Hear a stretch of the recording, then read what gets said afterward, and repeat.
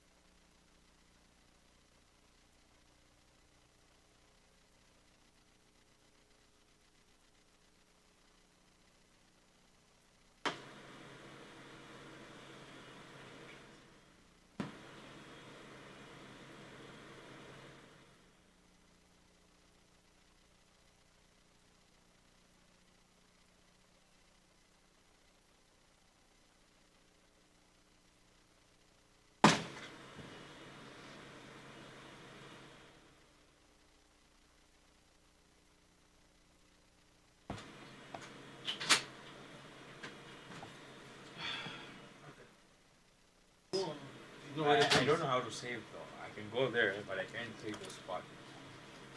No. Just can you see? You better see. That's my point.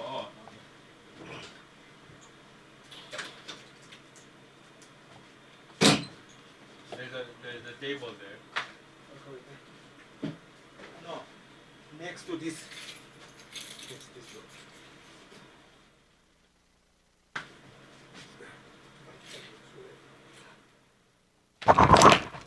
Oh my God.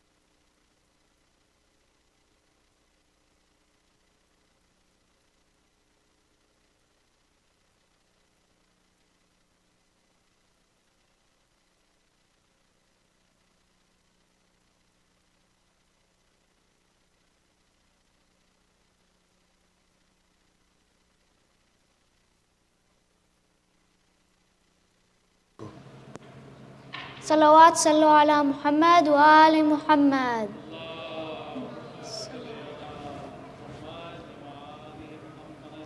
أعوذ بالله من الشيطان الرجيم.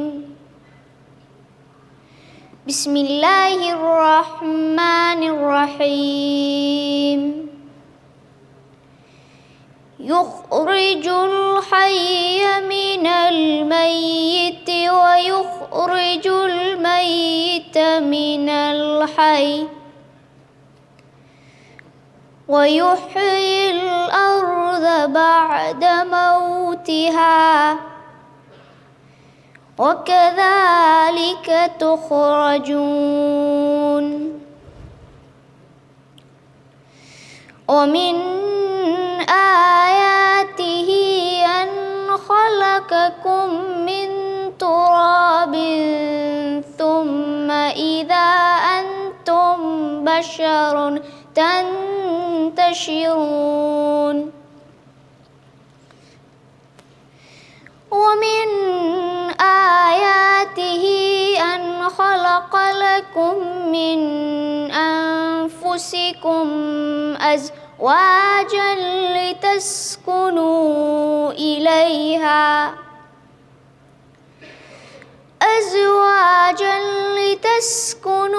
إليها وجعل بينكم مودة ورحمة إن في ذلك لآيات لقوم يتفكرون. ومن آياته خلق السماوات والأرض واختلاف ألسنتكم وألوانكم إن في ذلك لآيات للعالمين. ومن آياته منامكم بالليل والنهار وابتغاؤكم من فضله إن في ذلك لآيات لقوم يسمعون. ومن آياته يريكم البرق خوفا وطمعا وينزل من السماء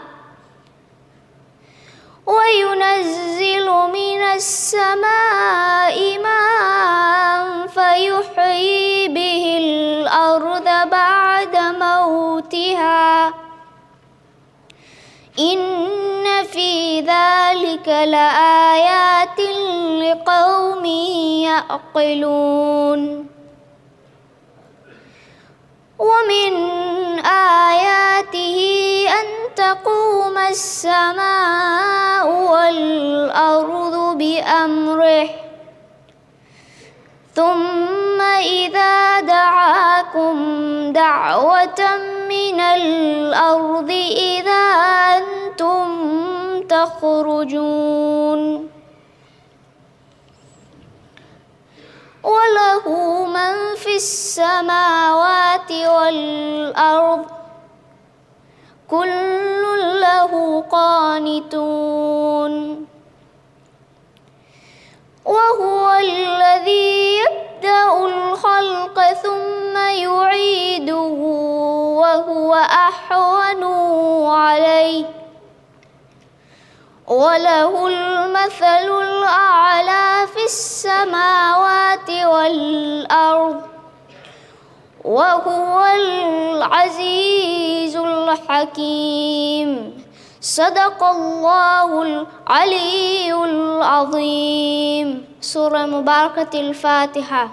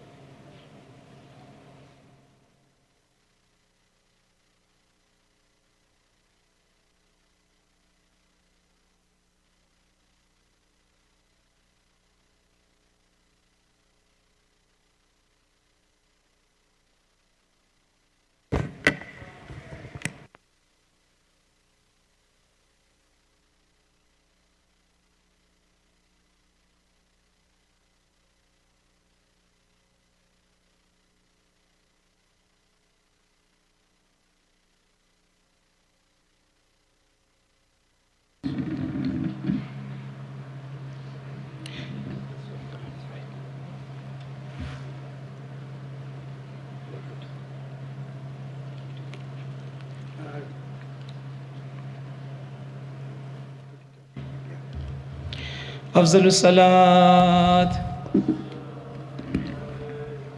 محمد وآل محمد.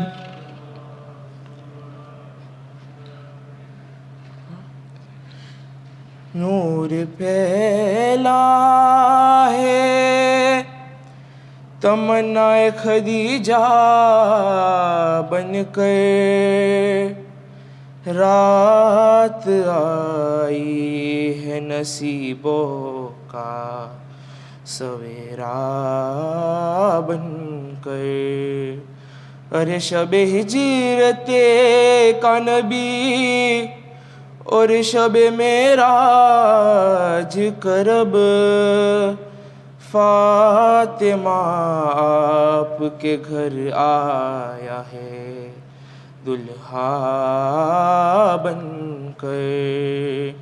ہے آج فاطمہ سے مولا علی کی شادی، جبریل مرتضیٰ کو دلہا بنا رہے ہیں. سب عرش فرش والے سب عرش فرش والے خوشیاں منا رہے ہیں.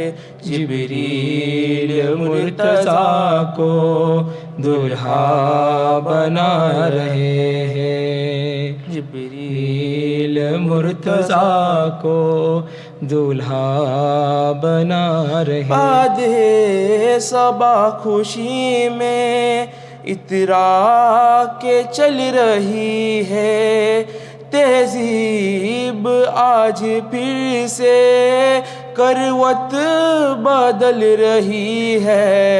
جنت سجانے والے جنت سجانے والے دنیا سجا رہے ہیں.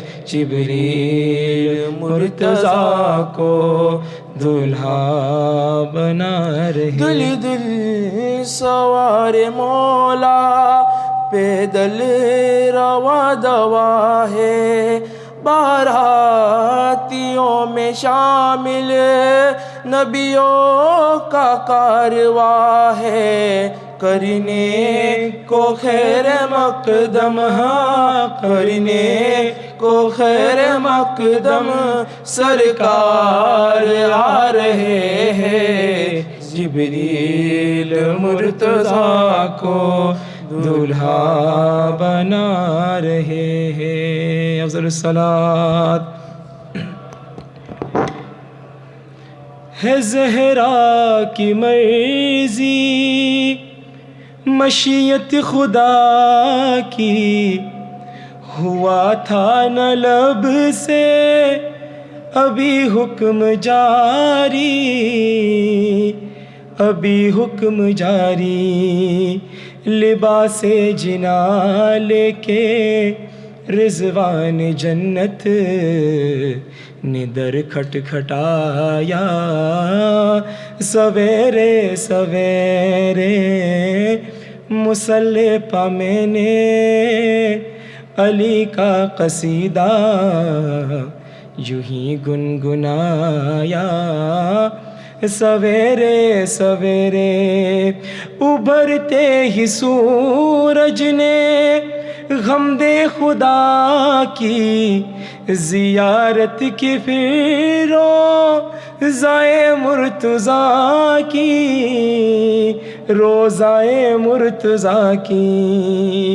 پرندوں نے اپنی زباں میں قصیدہ علی کا سنایا.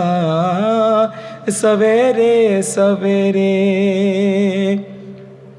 اور اٹھی جھوم کر رہے متوں کی فضائیں، چلی میرے گھر میں جنا کی ہوائیں، جنا کی ہوائیں. چراغ حدیث کسا اپنے گھر میں جو میں نے جلایا.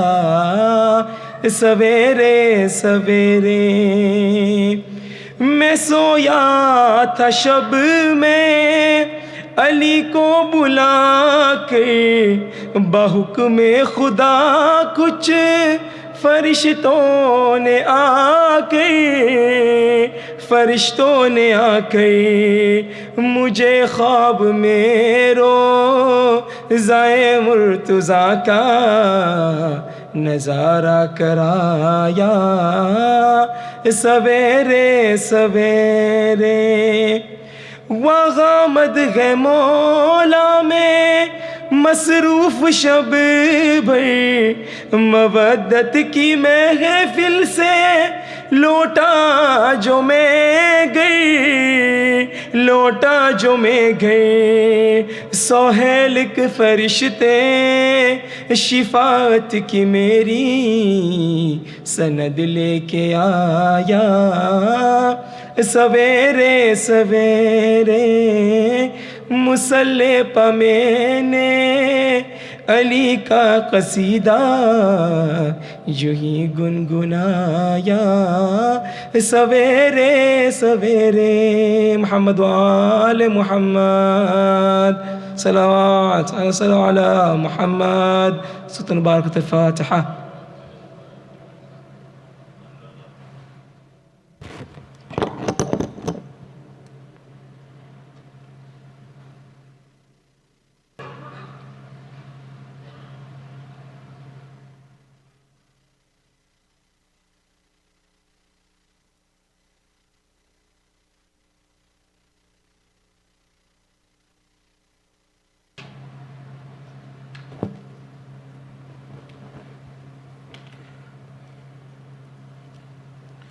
اللهم صل على محمد وآل محمد. اللهم صل على محمد وآل محمد. اللهم صل على محمد وآل محمد. بسم الله الرحمن الرحيم. اللهم إني أسألك وأتوجه إليك بنبيك نبي الرحمة محمد صلى الله عليه وآله.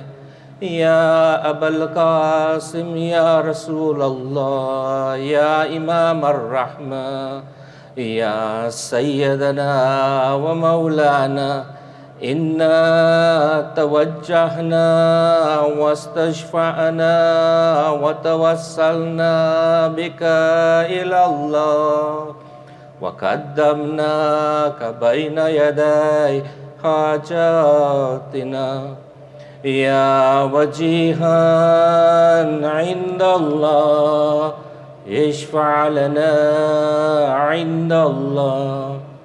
يا أبا الحسن يا أمير المؤمنين يا علي بن أبي طالب يا حجة الله على خلقه يا سيدنا ومولانا إنا توجهنا واستشفعنا وتوسلنا بك إلى الله وقدمناك بين يدي حاجاتنا يا وجيها عند الله اشفع لنا عند الله. يا فاطمة الزهراء يا بنت محمد يا قرة عين الرسول يا سيدتنا ومولاتنا إنا توجهنا واستشفعنا وتوسلنا بك إلى الله وقدمناك بين يدي حاجاتنا يا وجيهة عند الله اشفعي لنا عند الله. يا أبا محمد يا حسن بن علي أيها المجتبى يا ابن رسول الله يا حجة الله على خلقه يا سيدنا ومولانا إنا توجهنا واستشفعنا وتوسلنا بك إلى الله وقدمناك بين يدي حاجاتنا يا وجيها عند الله اشفع لنا عند الله يا أبا عبد الله يا حسين بن علي أيها الشهيد يا ابن رسول الله يا حجة الله على خلقه يا سيدنا ومولانا إنا توجهنا واستشفعنا وتوسلنا بك إلى الله وقدمناك بين يدي حاجاتنا يا وجيها عند الله اشفع لنا عند الله يا أبا الحسن يا علي بن الحسين يا زين العابدين يا ابن رسول الله يا حجة الله على خلقه يا سيدنا ومولانا إنا توجهنا واستشفعنا وتوسلنا بك إلى الله وقدمناك بين يدي حاجاتنا يا وجيها عند الله اشفع لنا عند الله يا أبا جعفر يا محمد بن علي أيها الباقر يا ابن رسول الله يا حجة الله على خلقه يا سيدنا ومولانا إنا توجهنا واستشفعنا وتوسلنا بك إلى الله وقدمناك بين يدي حاجاتنا يا وجيها عند الله اشفع لنا عند الله يا أبا عبد الله يا جعفر بن محمد أيها الصادق يا ابن رسول الله يا حجة الله على خلقه يا سيدنا ومولانا إنا توجهنا واستشفعنا وتوسلنا بك إلى الله وقدمناك بين يدي حاجاتنا يا وجيها عند الله اشفع لنا عند الله يا أبا الحسن يا موسى بن جعفر أيها القادم يا ابن رسول الله يا حجة الله على خلقه يا سيدنا ومولانا إنا توجهنا واستشفعنا وتوسلنا بك إلى الله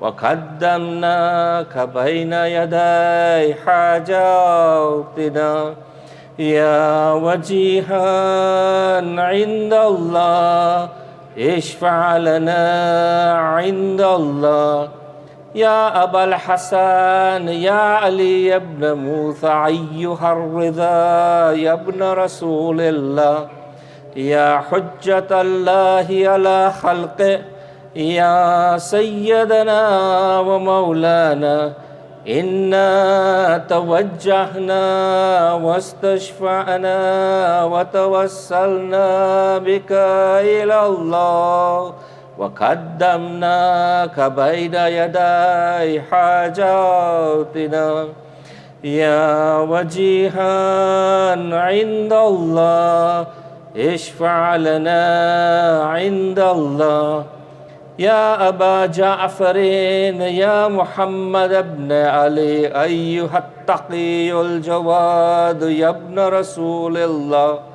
يا حجة الله على خلقه يا سيدنا ومولانا إنا توجهنا واستشفعنا وتوسلنا بك إلى الله وقدمناك بين يدي حاجاتنا يا وجيها عند الله اشفع لنا عند الله يا أبا الحسن يا علي بن محمد أيها الحاد النقي يا ابن رسول الله يا حجة الله على خلقه يا سيدنا ومولانا إنا توجهنا واستشفعنا وتوسلنا بك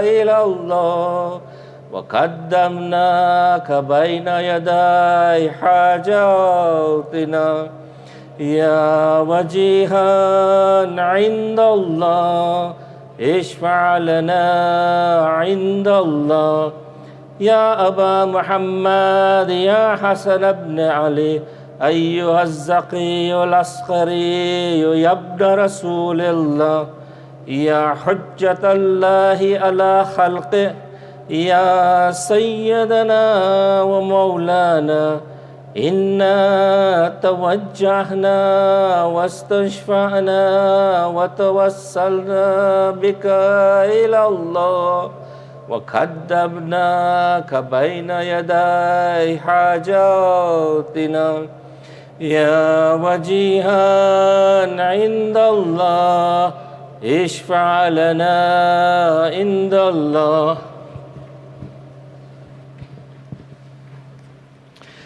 يا وسيع الحسن والخلف الحجة أيها القائم المنتظر المهدي يا ابن رسول الله يا حجة الله على خلقه يا سيدنا ومولانا إنا توجهنا واستشفعنا وتوسلنا بك إلى الله وقدمناك بين يدي حاجاتنا يا وجيها عند الله اشفع لنا عند الله حاجات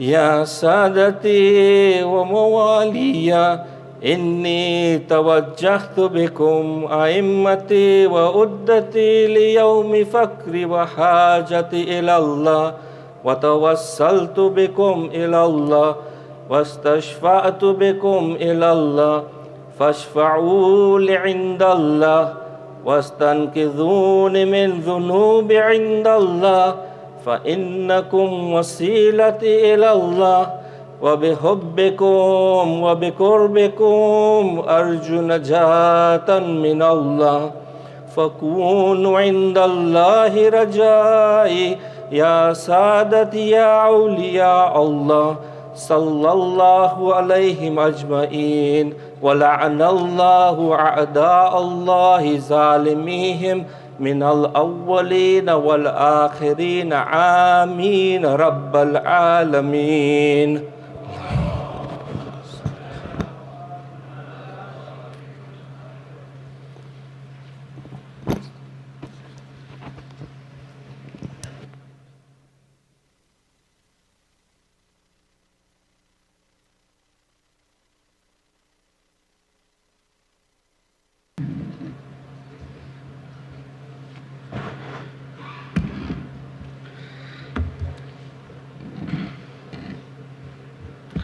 पर मोहम्मद वाले मोहम्मद सल्लल्लाहु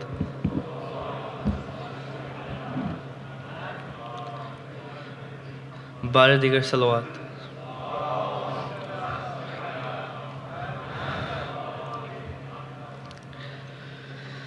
दरबार میں اور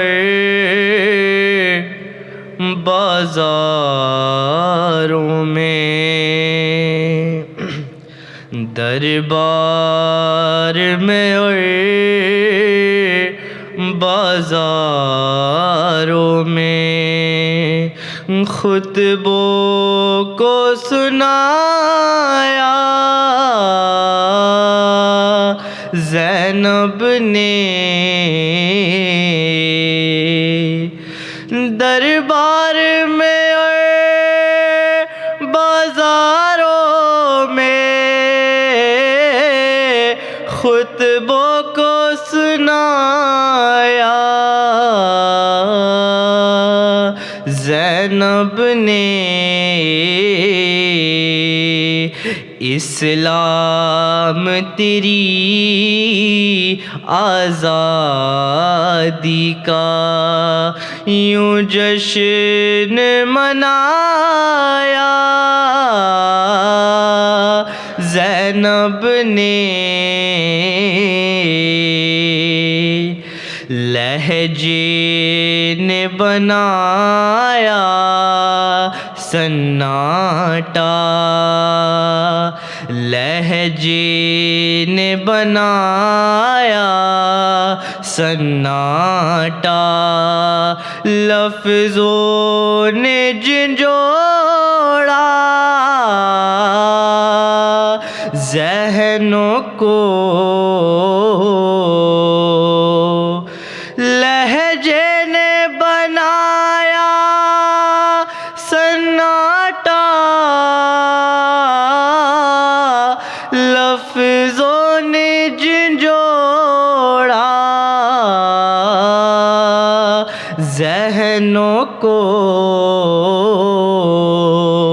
سوئی ہوئی فکرے جاگ اٹھی وہ خطبہ سنایا زینب نے، سوئی ہوئی فکرے جاگ اٹھی وہ خطبہ سنایا زینب نے، اللہ بھی جس کا لہجہ لے زینب بھی اسی کا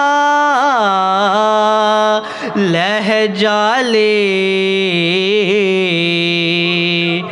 اللہ بھی جس کا لہجہ لے، لفظ زینب بھی اسی کا لہجہ لے، جو کام خدا سے ہوتا ہے وہ کر کے دکھایا زینب نے، میں شیر خدا کی بیٹی ہوں، تو کون ہے یہ تو کیا جانے، میں شیر خدا کی بیٹی ہوں،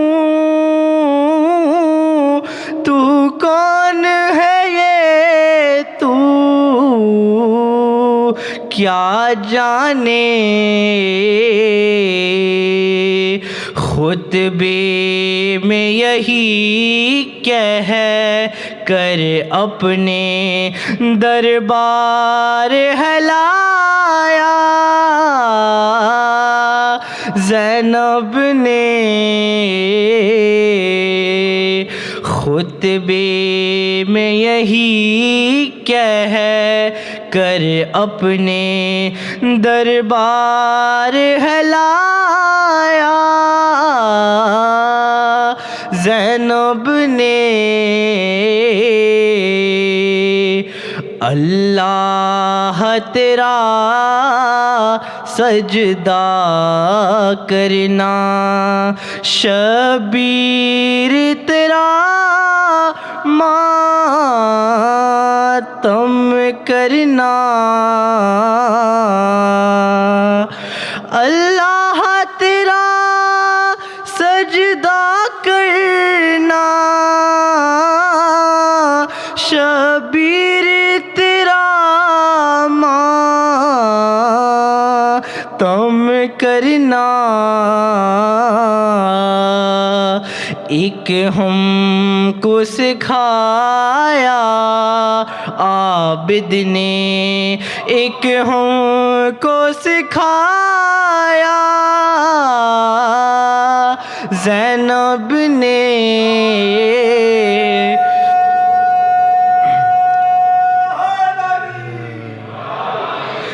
دربار میں اور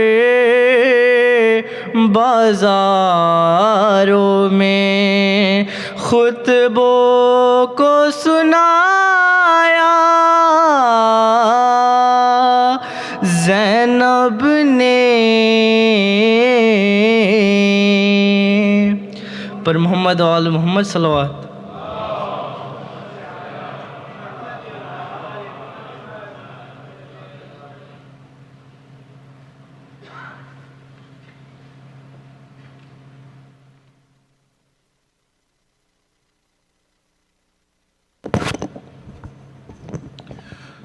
Mu'mineen, Salaam Alaikum. Can I request you to welcome Maulana Rizvi to the member with a loud salawat, please?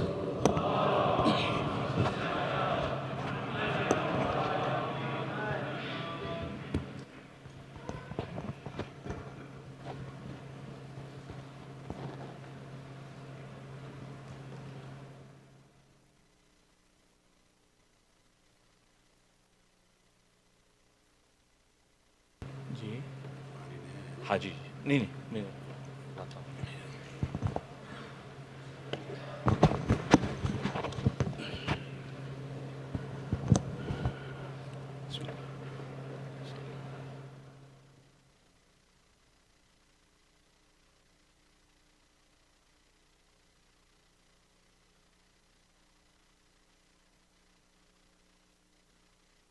أعوذ بالله من الشيطان اللعين الرجيم بسم الله الرحمن الرحيم الحمد لله الذي لا يبلغ مدحته القائلون ولا يحصي نعماه العادون ولا يؤدي حقه المجتهدون الذي بعد فلا يرى وقرب فشهد النجوى تبارك وتعالى والصلاة والسلام على سيد الأنبياء وخاتم المرسلين وشفيع المذنبين سيدنا ونبينا بالقاسم محمد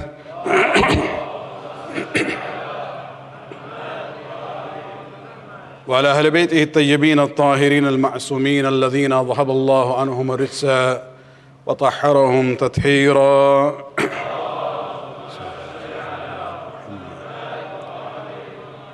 واللعنة الدائمة الباقية لأعدائهم ومنكر فضائلهم وغاصب حقوقهم من الآن إلى قيام يوم الدين. أما بعد، فقد قال الله سبحانه وتعالى في كتابه الكريم: وإذا الموءودة سئلت بأي ذنب قتلت. صلوات پڑھنے کے بعد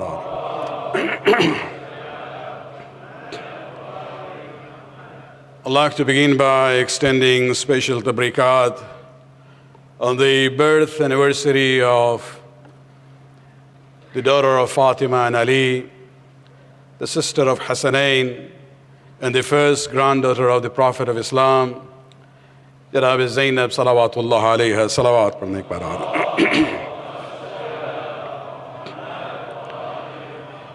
I think for us to celebrate the birth anniversary of a lady in the family of the Prophet itself says quite a lot about the stereotyping that we have against Islam when it says that it doesn't really consider women to be anything. Where we have the Milad of the Prophet, we also have the Milad of Fatima Zahra. When we have the wiladat of Hassan and Hussein, we also have the wiladat of Janab Zainab. And this is where we see that, these gatherings that we have, it's not only a way of expressing our love and devotion to the family of the Prophet, and it gives us the opportunity to talk about our own faith, to reconnect to the values that the Prophet brought for us.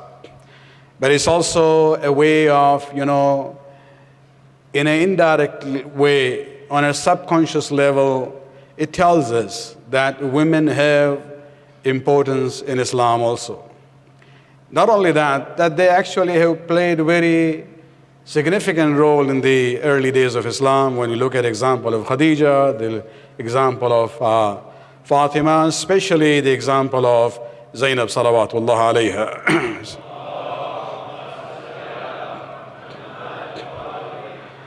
Birth of a child must be, and it is, a cause of joy and happiness. But you have to realize things are not always the same. Especially if it was the birth of a female child. In the pre-Islamic era, which is known as the Jahiliyyah era, the birth of a girl was considered to be a bad omen. Now, this is not only the stories of before Islam when we talk about Jahiliyyah. To some extent, it is still there in the neo-Jahiliyyah culture of our own time. Across the board, not only Asians, even those who are in the western part of the world, not only the poor nations, even those who are rich. When we talk about this issue of female infanticide, let us briefly look at it. What is the Islamic perspective about it? And some of the remarks about what we see as far as problems among the Muslims themselves is concerned, not the religion of Islam, but the Muslims. Allah subhanahu wa ta'ala in Surah Takwir, which is Surah number 81 of the Quran, He talks about what will happen on the day of judgment. And there is one very short sentence composed of two verses together, where Allah subhanahu wa ta'ala says, وَإِذَا الْمَوْءُودَةُ سُئِلَتْ. On that day of judgment, when everybody will be brought back to life, Allah subhanahu wa ta'ala says, when the girl buried alive will be asked, بِأَيِّ ذَنْبٍ قُتِلَتْ. For what sin was she killed? And this is reflection of what was happening in the Arab society, when Islam came. Of course, not all of them, otherwise, Arab society would have been wiped out. But there were many among them who had this, view about girls, and they considered birth of a baby girl to be a sign of disgrace for themselves. Allah subhanahu wa ta'ala in Quran, in Surah number 16, ayat 58 and 59, actually portrays the reaction of such fathers, where He says, وَإِذَا بُشِّرَ أَحَدُهُمْ بِالْأُنْثَى. When some of them were informed of the birth of a girl in their family, ظَلَّ وَجْهُهُ مُسْوَدًّا وَهُوَ كَظِيمٌ. His face will become gloomy out of anger. يَتَوَارِ مِنَ الْقَوْمِ مِنْ سُوءِ مَا بُشِّرَ بِهِ. He will start running away, shying away from the people because of the news that he was given. And he starts thinking, أَيُمْسِكُهُ عَلَى هَوْنٍ. Should I keep this child with disgrace? أَمْ يَدُسُّهُ فِي التُّرَابِ. Or should I put this child under the ground? Allah subhanahu wa ta'ala then ends by saying, أَلَا سَاءَ مَا يَحْكُمُونَ. It is evil that they used to think in that way. And so this was the mentality of the Arabs, some Arabs, when Islam came to the scene. To the extent, actually, we have confession by a person by the name of Qais bin Asim, who came to the Prophet of Islam after he became Muslim. And when he heard that Islam strongly condemns this practice, he came to the Prophet and he says, I regret what I've done. And the Prophet said, what did you do? He says, I actually buried 8 of my daughters. Buried them alive when they were born. This is 14 centuries ago, and of course Islam very decisively, very clearly put an end to this evil tradition among the Arabs. Salawat padhne ek baar aur.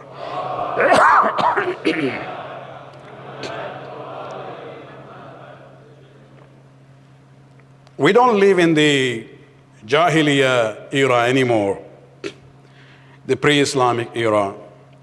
But I would term some of the attitudes of those days are still present now. And I call it Neo-Jahiliyyah era.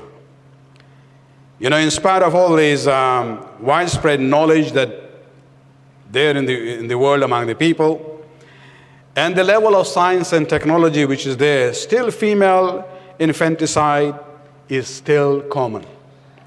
There was a study done recently by an NGO in Delhi, where they did a global study on female infanticide, and they basically said that the preference of son over daughter is a major reason for female infanticide in many countries around the world.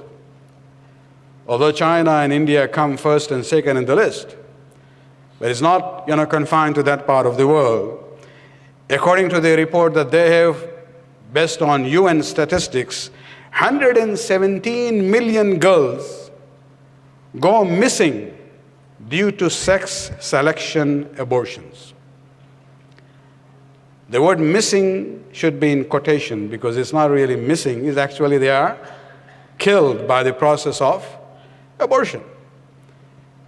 Just think about it, 117 million girls, this is during our time. When I sometimes hear similar stories in our own communities, it really boils, my blood there, that what's going on? They call themselves Muslims. They call themselves Shia, for example. When I hear stories about the Muslim mothers-in-laws who become sad when they find out that the first grandchild is a daughter, is a girl. And I start thinking about it. Doesn't she think about herself? She was also born as a girl. Think of yourself. And this is where we have to realize that, some of the Muslims really have moved away from the values of the Quran and the Sunnah of the Prophet and the Seerah of the Ahlul Bayt. The Prophet in a very famous hadith says, خَيْرُ أَوْلَادِكُمْ الْبَنَاتِ. There was a reason he was emphasizing this point. He says, the best of your children are your daughters. I'm not putting you guys down. No, I'm included in your group. But the point was just to emphasize that, in a society where birth of a girl was considered to be a disgrace, the Prophet wanted to bring about a change. And so he uses this kind of language. Our sixth Imam Jaffari as-Sadiq alayhi salatu wassalam,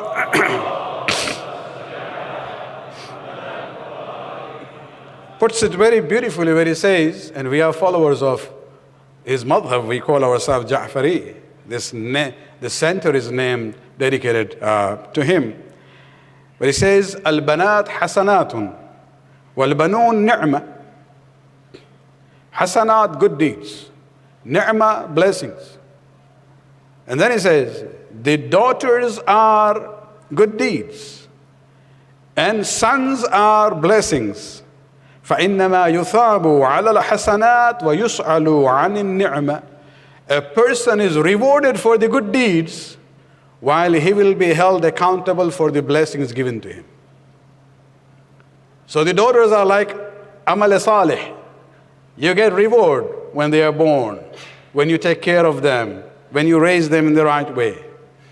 When it comes to the sons are a blessing for you But when it comes to the blessings, Allah subhanahu wa ta'ala is going to hold you accountable for how you use that ni'mat and blessing in the right way or a wrong way. Salawat.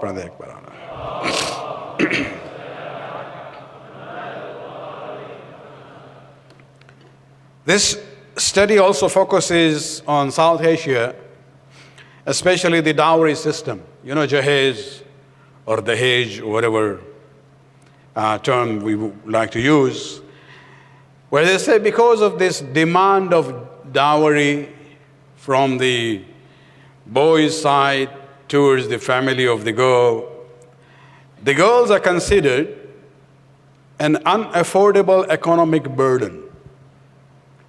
And that contributes to this issue of female infanticide. The laws are there, for example, even in India now, you know, to go through this scanning process to find out the gender of the baby in the womb is not allowed. But you know, to have the laws in the books is one thing, and its implementation on the ground is something else. And this is where many, according to the report, many of them, even from China and Philippines and other places, where these kinds of tests to find out whether the baby is a male or a female has been legally forbidden, those who have the money would go to US, for example, to go through the process of finding out the gender, and then they go through the process of, you know, either keeping the child or aborting the child. So this problem of the Jahiliyyah era is still there. Now modern technology is being used to basically, you know, do the same thing in a slightly different way. And this is where we have to realize, especially when we talk about ourselves as Muslims, that this problem in South Asia of demanding dowry from the girls aside, it has inflicted all religious groups in that society. I wouldn't say it's anything to do with any religion. Islam does not allow that at all. There is not even a recommendation in that issue. It is actually the influence of the Indian culture on the Muslims in that part of the world. And when they move from the east to the western part of the world, you know, part of the cultural baggage that they carry is the same thing even here now. And this is where we have to realize that, you know, Islam has been very clear about this issue, that, you know, the boy's side has no right to demand any dowry from the girl's side. You actually, if you look at the issue, you will see that in Islam, yes, the Prophet of Islam gave a simple, you know, jahez to Fatima al-Zahra, salawatullah alayha.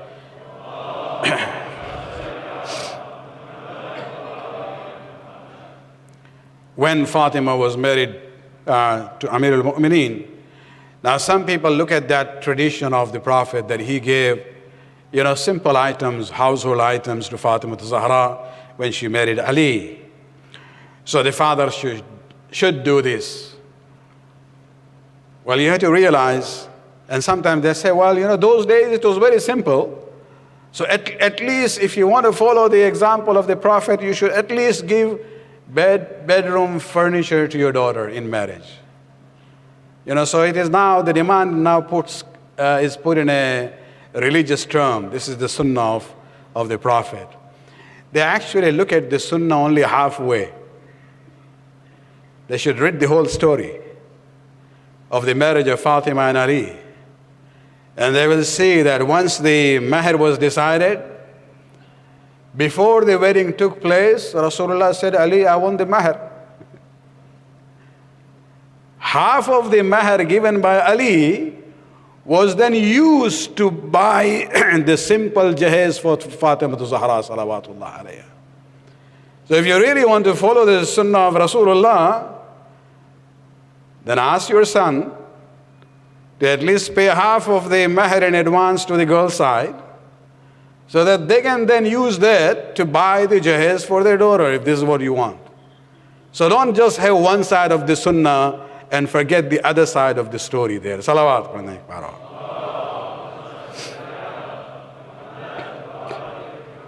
And so when it comes to this issue of, considering birth of a child to be unaffordable burden, there's no room in Islam for this. Allah subhanahu wa ta'ala actually says, you do not trust me. There is another ayat very clear about it in Surah number 17, ayat 31, where he says, law تقتلوا أولادكم خشية إملاق. Do not kill your children out of fear of poverty. Do not think that the daughter is there now, she will be an extra burden on me. And do not go through this process of infanticide, killing, in the process of through abortion or after birth, the way it was done in the Jahiliyyah time, because of this fear of poverty. نَحْنُ نَرْزُقُهُمْ وَإِيَّاكُمْ. Allah says, we will provide for them and for you. إِنَّ قَتْلُهُمْ كَانَ خِطْعًا كَبِيرًا. Killing them for this reason is considered to be a major sin. And so the issues are quite clear. I just wanted to, clarify. Sometimes we hear this stereotyping about the actions of some of the Muslims in certain parts of the world. No, that's nothing to do with Islam. Islam has been very clear that as far as the birth of a child is concerned, whether male or female, it is a matter of joy and celebration. Especially the birth of a daughter is considered to be hasanat, and the basis of barakat and blessings of Allah subhanahu wa ta'ala. Salawat.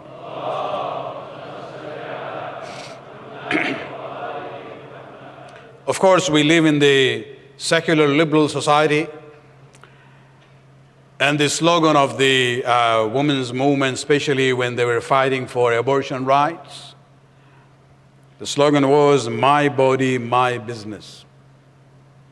Nobody has a right to decide whether I will keep the child or I will abort the child. And this is where we will actually modify it briefly by saying that when it comes to Islamic perspective, especially from the Jaffari school of Islam, family planning is not a problem. To go through family planning, this is actually a right of the woman. She doesn't even need the permission of the husband in that matter. But once the pregnancy is confirmed, or a lady comes to know that she is pregnant, then she doesn't have a choice. There is no choice there. Because yes, we believe my body, but my body is Allah's business. When it comes to the issue of life and death, Allah is the one who is blessing you with children. You do not decide yes or no there. You can plan the process.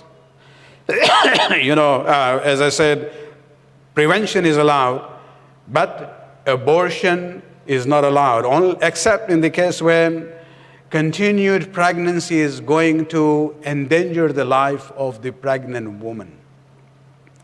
Then you have to weigh, the life of a living person against an unborn child. And there the Sharia will say, the life of a living person is to be preferred over the other. And so these issues are very clear. I have a book which I wrote in mid-80s, Marriage and Morals in Islam, and I have a very extensive discussion on this issue. It's available online, and you can even buy the book if you want from the Tabligh store. I'm not advertising it, but anyway, salawat.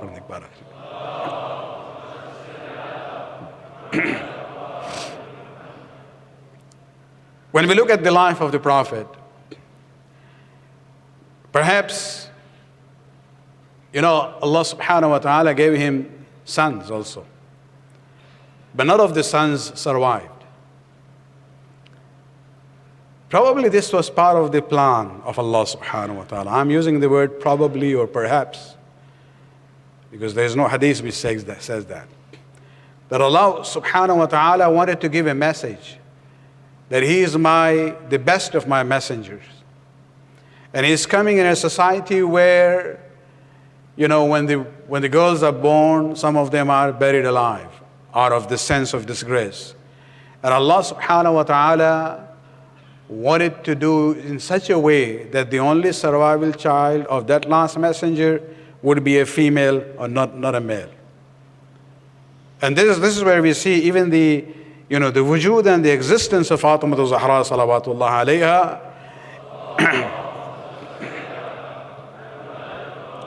itself actually is a way of affirming this perspective of Islam about the importance given to the birth of a daughter. Even when we look at the example of Zainab, whose birth anniversary we are celebrating, when the first daughter of Fatima and Ali was born, Fatima Zahra later on brings the baby to the father. And she says, Ya Amir al-Mu'mineen, sammi hadhihi al-mawluda. O Ali, name this newborn child. And Ali said, I cannot take precedence over the Prophet. You would have done it, but you respected me, and I had to respect the Prophet. The Prophet on that day was out of town, so they waited. When he came back, they went to the Prophet, and the Prophet, based on the inspiration, divine inspiration actually, he is the one who gives this name Zainab to the first daughter of Ali and Fatima. Salawat.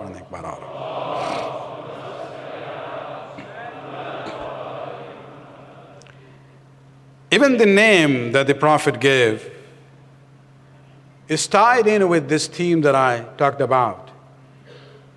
We looked at this ayat from Surah An-Nahl, where Allah subhanahu wa ta'ala says that when one of them is given the good news of the birth of a girl child, his face becomes gloomy and angry. And he is feeling disgraced. What do I do? Do I live with this disgrace or bury it?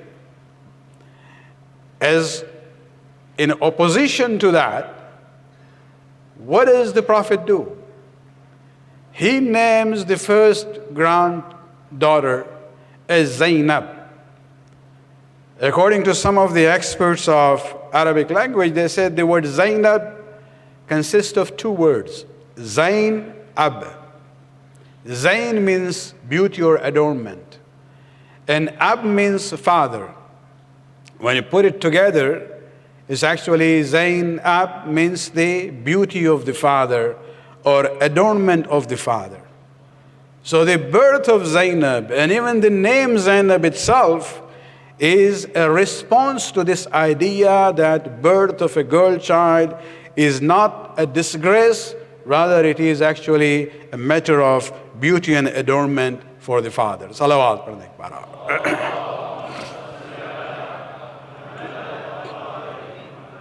And when this girl grew up to the age of marriage, coming from that noble family, of course, there were many, many proposals for marriage.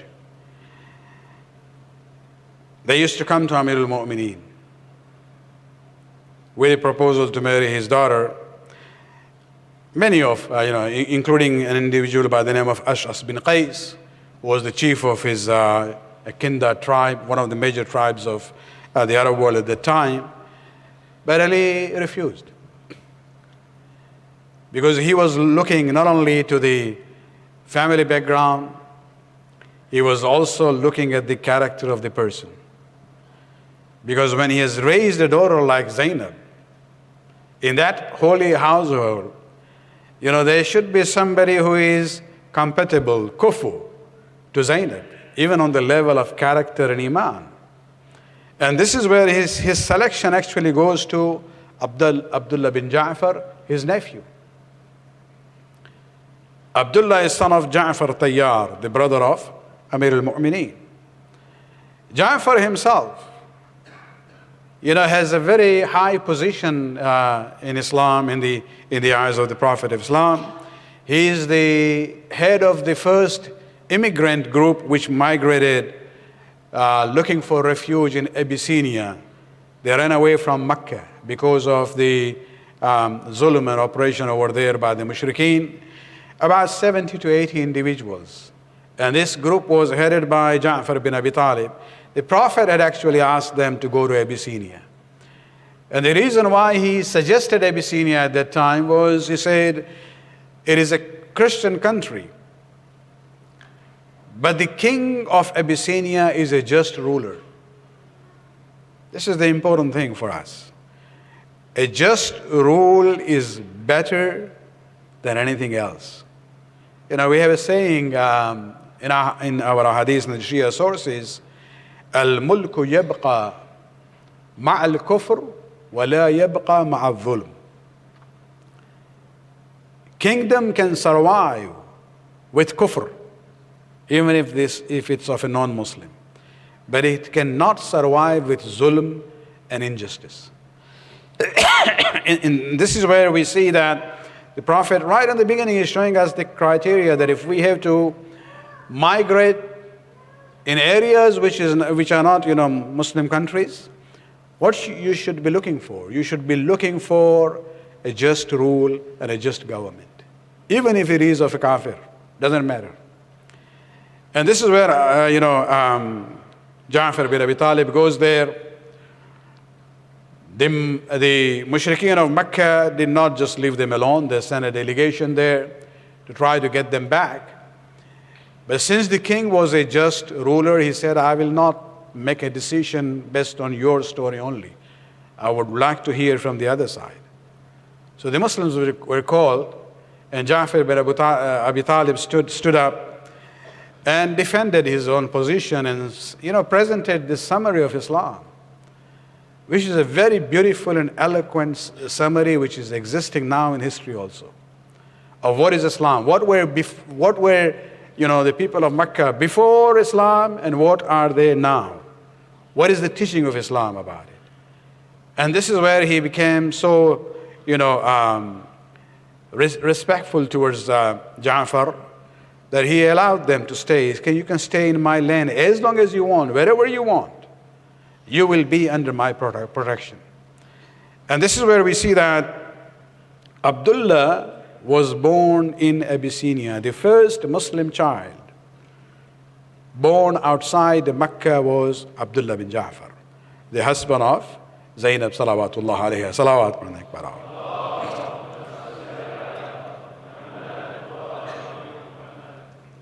And this is where we see that, the Prophet considered him to be a worthy ambassador of Islam, in Abyssinia.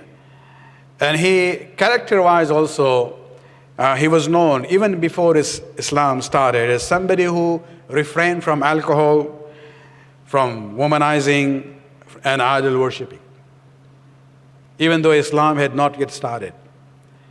And this is where he became among the, early Muslims.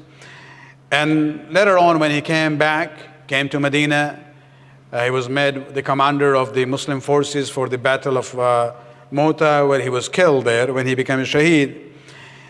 The Prophet actually,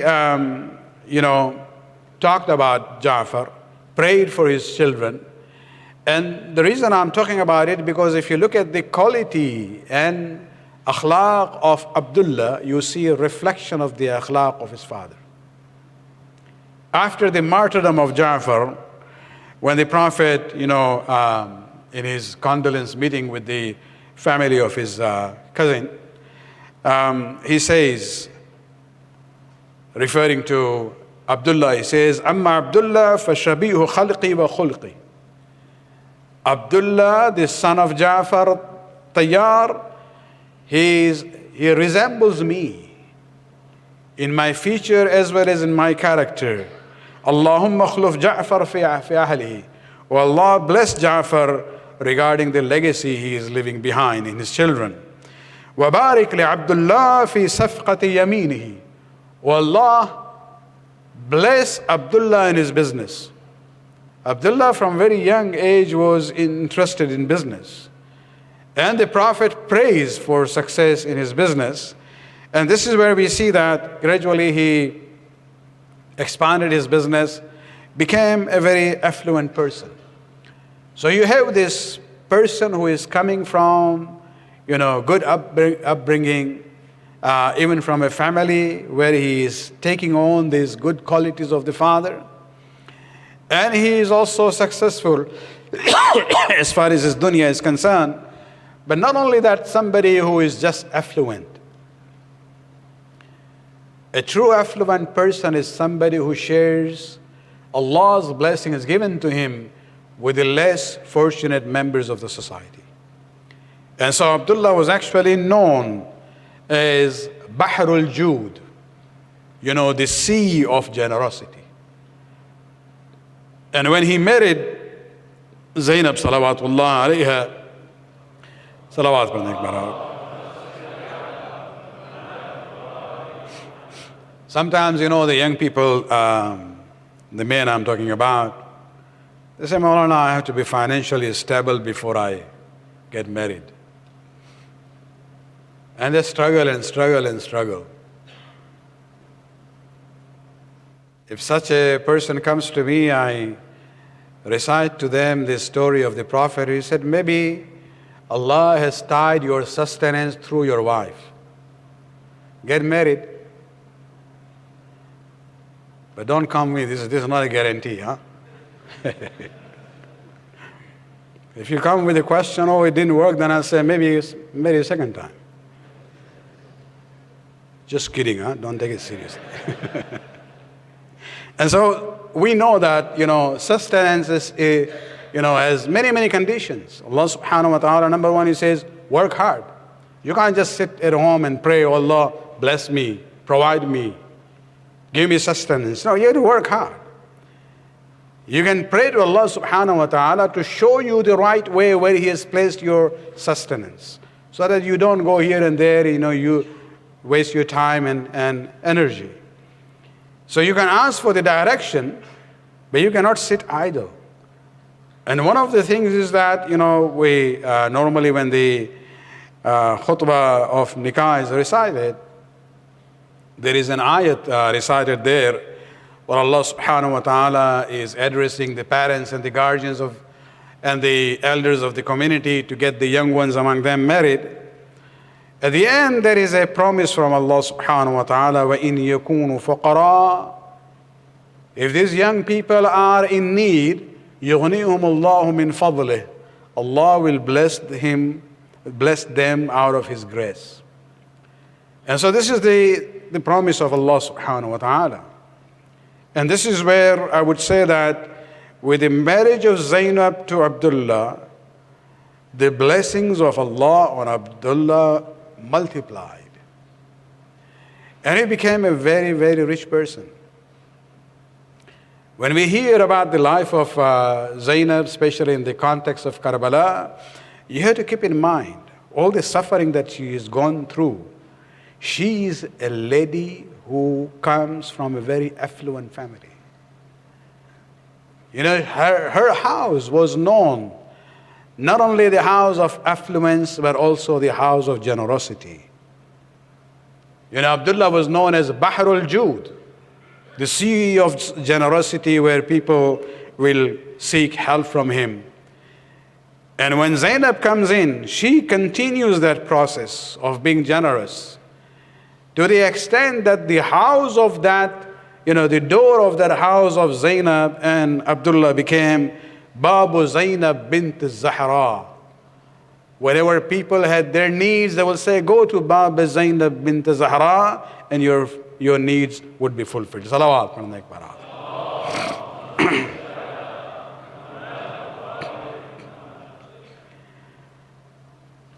And she came from that background, and then she went through this suffering after the events of Karbala. So it wasn't easy. And this is where we have to understand her greatness. She did everything there in order to, put forward the mission of her brother Hussein. And she did it in a very successful manner. जनाब ज़ैनब के बारगाह के बारे में अक्सर हज़रात वहाँ जाते हैं अपने हाजात के लिए। ज़ैनब अपने ज़िंदगी में ज़ैनब के घर का दरवाज़ा मशहूर था جود و سخا کے نام سے، باب زینب بنت زہرا. انٹرسٹنگ ہے کہ وہاں یہ نہیں کہا گیا ہے باب عبداللہ بن جعفر یا باب زینب زوجت عبداللہ، بلکہ کہا گیا ہے باب زینب بنت زہرا. وہاں سے بھی جو کمالات ملے ہیں زینب کو وہ جناب فاطمہ الزہرا کے کمالات اور صفات میں سے ہے. صلوات پڑھنے پر اور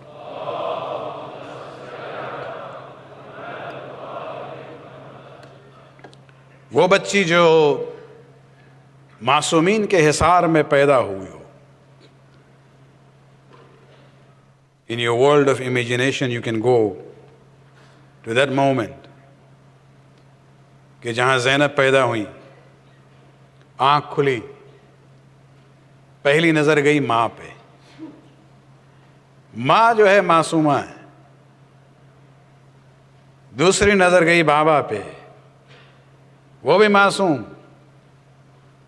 چھوٹے چھوٹے بھائی ہیں بڑے، ان سے خوشی خوشی وہ بھی آئے بہن کو دیکھنے کے لیے. زینب کی نظر ان دونوں بھائیوں پہ جاتی ہے، وہ بھی دونوں معصوم ہیں. آخر میں رسول اللہ سے ملاقات ہوتی ہے، نانا کو دیکھتی ہیں، وہ بھی معصوم. وہ بچی جو پیدا ہوئی اس حصار میں، اس سرکل میں جہاں دیکھتی ہے عصمت اور طہارت ہی ہے. چاہے وہ معصومہ نہ بنے، ماحول کا اثر ہوتا ہے، انوائرمنٹ کا اثر ہوتا ہے. اور اسی اثر کی بنیاد پر آپ دیکھتے ہیں کہ ہمارے علماء جناب زینب کے بارے میں کہتے ہیں کہ ہمارے پاس قرآن اور حدیث سے کوئی ثبوت نہیں ہے یہ کہنے کے لیے کہ وہ معصومہ ہیں، اس لیے کہ معصومین ہمارے تشیع میں صرف 14 ہیں. لیکن جناب زینب کے لیے ایک تعبیر استعمال کرتے ہیں علماء، کہتے ہیں وہ تھیں محفوظۃ عن الخطا، یعنی وہ گناہ سے محفوظ تھی. معصومہ نہ صحیح، اس لیے کہ جو ماحول کا اثر ہوتا ہے وہ بہت اہم ہے. ہمارے یہاں جو بات ہوتی ہے بچوں کی تربیت کے سلسلے میں، انوائرمنٹ کی جو بات ہوتی ہے، گھر کی بات ہے، اسکول کی بات ہے، کمیونٹی کی بات ہے، سوسائٹی کی بات ہے، انوائرمنٹ کا اثر ہوتا ہے کانشیسلی سب کانشیسلی. آج کل مثلاً کیا ہے ہمارے یہاں گاڑی میں کہا جاتا ہے کہ smoking inside the car is not allowed. ٹھیک ہے، خود اکیلے ہیں تو اسموک کرو، جتنا جلنا ہے جلو. ہاں، لیکن اگر بچہ ہو گاڑی میں لیگلی منع ہے نا. کیوں؟ اس لیے کہ وہ کنفائنڈ ماحول ہے، انوائرمنٹ، اس کا اثر بچے پہ پڑ سکتا ہے. پریگننٹ وومن کے بارے میں کہا جاتا ہے کہ بھئی تم جو ہے اتنا شراب اور سگریٹ جو ہے مت پیو اس زمانے میں. یہ ہم سیکولر ورلڈ کی بات کر رہے ہیں. کیوں؟ اس لیے کہ اس کا اثر بچے پر بھی پڑتا ہے، اور جو وہ بچہ ابھی دنیا بھی نہیں آیا ہے. تو یہ ماحول کا اثر ہوتا ہے. آپ جتنا ہی انوائرمنٹ جو ہے پازیٹیو دیں گے، اس کا اثر سب کانشیس لیول پہ بچے پہ بھی ہوتا ہے. اور اسی ماحول میں جناب زینب بڑی ہوئی ہیں، اور اس لیے یقیناً یہ جو آپ عنوان دیکھتے ہیں جناب زینب کے بارے میں، یہ فضیلت کسی اور انسان کو نہیں ملی ہے کہ واقعات کربلا کے بعد حسین کے بارے میں کہا جاتا ہے شریکت الحسین زینب بنت علی ہیں. صرف شریکت الحسین، یعنی اس مشن میں 2 پارٹنرز تھے. فرسٹ سٹیج کا کام جو ہے حسین نے کیا ہے، سیکنڈ سٹیج کا کام جو ہے زینب نے کیا ہے. اور یہ عنوان بہت ہی عظیم ہے جناب زینب کے لیے، اس لیے کہ حسین کی شہادت کے بعد حسین کی آواز زینب بن جاتی ہے. بلکہ ان کے بعد جو امام ہیں، امام سجاد کے محافظ جو ہے وہ جناب زینب بن جاتی ہے. تو لہٰذا یہ جو ہمارے یہاں سٹیٹس ہے خواتین کے سلسلے میں، بچیوں کے بارے میں، اس کی اہمیت کو سمجھیں. اور خصوصاً ہمارے وہ عظیم خواتین جو دینی اعتبار سے جن کا کردار رہا ہے، یہ ہمارے لیے بہت اہم ہیں. اسی لیے اس ٹائپ کے جو محافل ہم برگزار کرتے ہیں اور انہیں ہم یاد کرتے ہیں، اس کا ایک مقصد یہی ہوتا ہے کہ بچوں کے اندازہ ہو کہ بھئی ہمارے دین و مذہب میں بھی صرف مردوں کا رول نہیں رہا ہے بلکہ عورتوں کا بھی رول رہا ہے. صلوات پڑھنا ایک بار اور.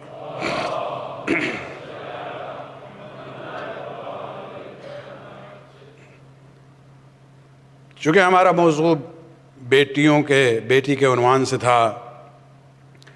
منظر بھوپالی ایک مشہور شاعر ہیں ہندوستان کے. بس یہاں 2 مصرے ہیں ان کے جو پیش کرنا چاہیں گے.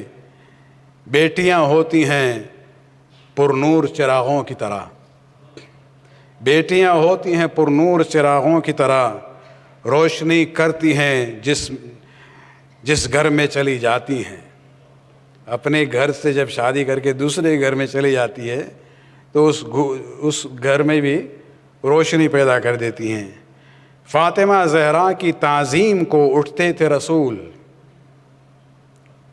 منظر شیعہ ہیں اگرچہ وہ مشہور ہیں سنیوں میں بھی اور ہندوؤں میں بھی جو اردو سپیکنگ شاعر کے شوقین ہیں تو وہاں وہ اپنا شیعہ پرسپیکٹیو بیان کرتے ہیں. فاطمہ زہرا کی تعظیم کو اٹھتے تھے رسول، محترم بیٹیاں اس واسطے کہلاتی ہیں. صلوات پڑھنے ایک بار اور. رسول نے وہاں احترام نہ کیا ہوتا تو آج ہم اپنے بیٹیوں کا احترام نہ کرتے. خداوند اس قلیل عبادت قبول فرما، ہمارے گناہوں کو معاف فرما، ہماری توفیقات میں اضافہ فرما. خداوندہ ہمیں وہ صلاحیت دے کہ صحیح معنی میں قرآن اور سیرت رسول اہل بیت کی حکمت کو سمجھ سکیں اور اپنی زندگی میں اسے امپلیمنٹ کریں. خداوندہ جہاں جہاں شیعہ علی ہیں ان کو اپنے حفظ امان میں رکھ. تکفیری افواج کی تمام صلاحیتوں کو نیست و نابود فرما.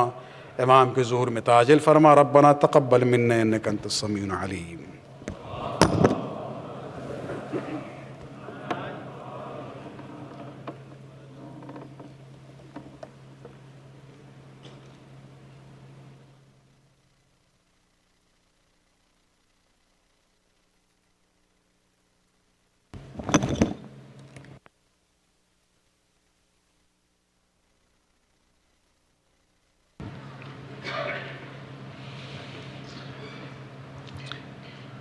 بسم اللہ الرحمن الرحیم.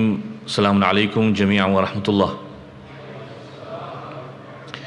On behalf of the Board of Directors and our families, we wish to express our heartfelt Khushali Mubarak on this auspicious occasion of the Wiladat of Bibi Zainab Salamullahi alayha.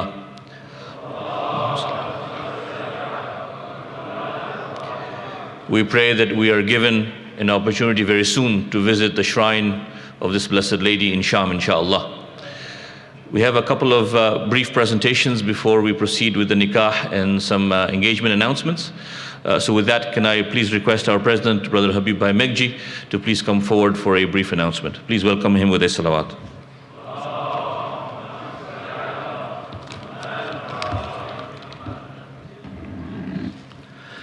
أعوذ بالله من الشيطان الرجيم. بسم الله الرحمن الرحيم. Maulana Rizvi, Sheikh Alidina, respected scholars, World Federation presidential candidate, Brother Safdar Bhai Jaffar, my elders, brothers and sisters, youths and children of our community, Assalamun alaikum jami'an wa rahmatullahi wa barakatuh. We begin tonight by sending our greetings and felicitations to the Imam of our time, Imam Mehdi Sahib al-Zaman alayhi salam.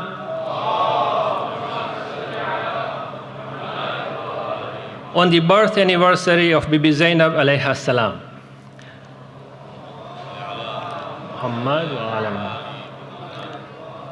As Akil Bhai mentioned, on behalf of the Board of Directors and our respective families, I would like to wish you all a warm Khushali Mubarak. Mu'mineen, on November 14th, 2019, on the birth anniversary of our beloved Prophet, I informed you of our plan to think ahead and plan for the future. From the homes and makeshift halls, to the Jaffari Islamic Center on Bayview, to the Jaffari village here on 9000 Bath Street, we presented to you the vision of Jaffari City, Today, Mu'mineen, I'm happy to report to you that we have been able to put a conditional offer which has been accepted on a 44-acre property in the north. Can we have a loud salawat, please? It is located in the southwest Bradford area on 5th Side Road near Highway 400 and 5th Line. It is 44 acres in total. It is currently zoned agricultural. It is close to the proximity of future development and a new Highway 400 interchange which has opened. Excellent frontage on 5th Side Road and highly visible from Highway 400. To give you a better idea of the location, we all know where we are today, near Bathurst and 16th Avenue at JCC. We know where Highway 400 and Newmarket, Aurora, Bradford communities are. We know the Cookstown Mall near Highway 89, where you normally go for shopping. There is also a proposed highway which will link 400 and Highway 404.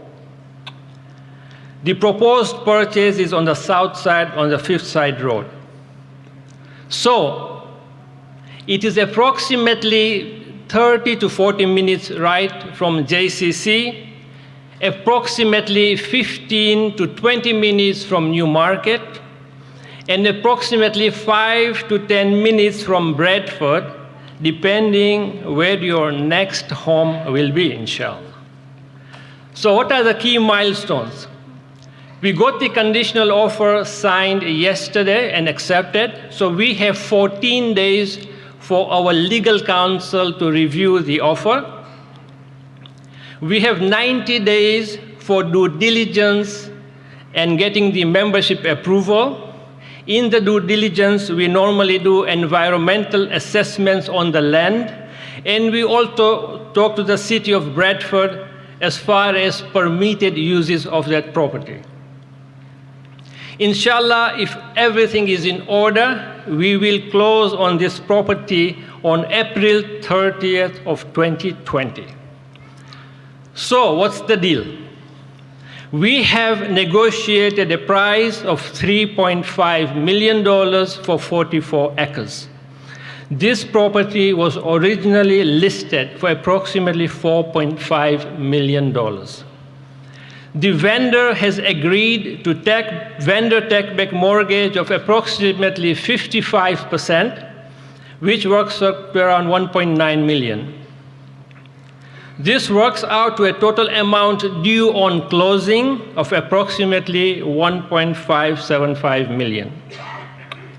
Alhamdulillah, with your generosity, with your support, with your donations, for example, khums, we have Sehme Imam portion of approximately $1,075,000 in our bank. This is from your money. Whenever you give that $50 or $1,000 or $5, we have saved it for capital, major capital purchases. So inshallah, with the permission of Maulana Rizvi, we should be able to put a down payment. So in summary, we need to collect approximately $500,000 from today until April 30th to cover the difference of 45%. So on this blessed night, we just heard Maulana Rizvi talk about the generosity. We appeal to all of you to contribute generously from the 80% as well as the 20%.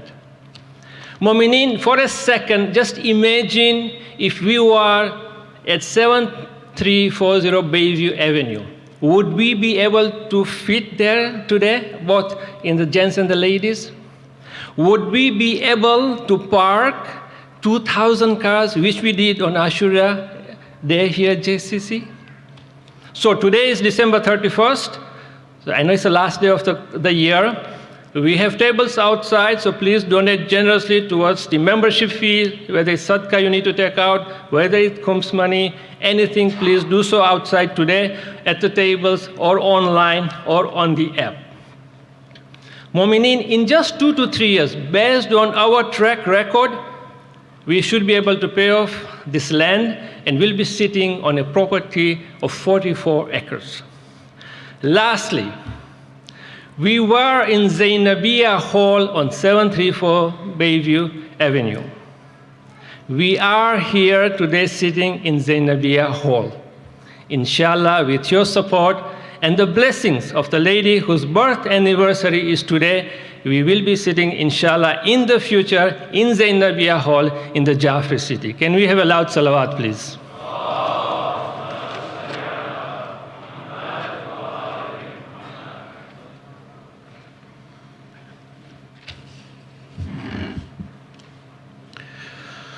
Mu'mineen, as many of you are aware, the World Federation presidential campaign is underway. One of the presidential candidates, Al-Hajj Safdar Bhai Jaffar, is amongst us this evening. Before I invite him to the podium to say a few words, can I request the AV team to please play a video. But for those of you who are interested, there is a Q&A session scheduled with Safdar Bhai tomorrow after Dhuhr Salat at approximately 1 p.m. in Mark. We're requesting as many of you who are available to attend to please attend the session and engage Safdar Bhai with any questions you may have. So with that, if I can request the AV team to please play that short video, and then inshallah we'll have Safdar Bhai address the audience.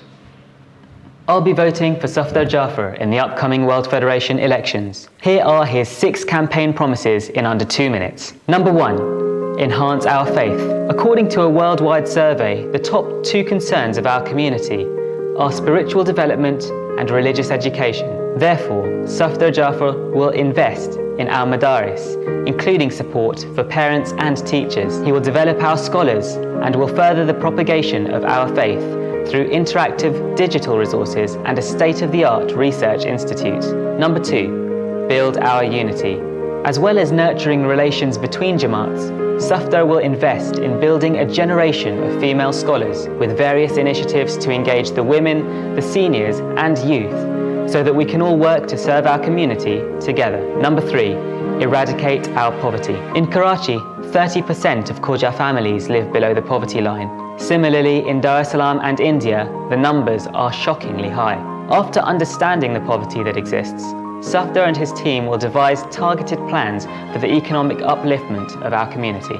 Number 4, ensure our progress. Safdar will invest in lifelong learning materials to support our youth, from primary education right the way to higher education. Number 5, focus our external relations. Here the team will seek to build relations within the Shia and wider Muslim communities, strengthen our external tabligh and develop a more effective relief strategy. Number 6, modernize the World Federation. By investing in training our leaders, building financial sustainability and improving regional collaboration, the team will ensure the World Federation is fit for the future. And that's the campaign in under 2 minutes.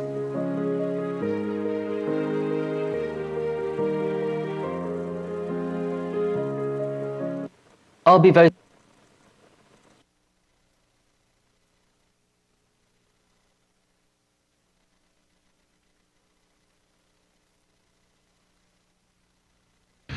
With that, can I request all of you to welcome Safdar Bhai to the podium with a loud salawat.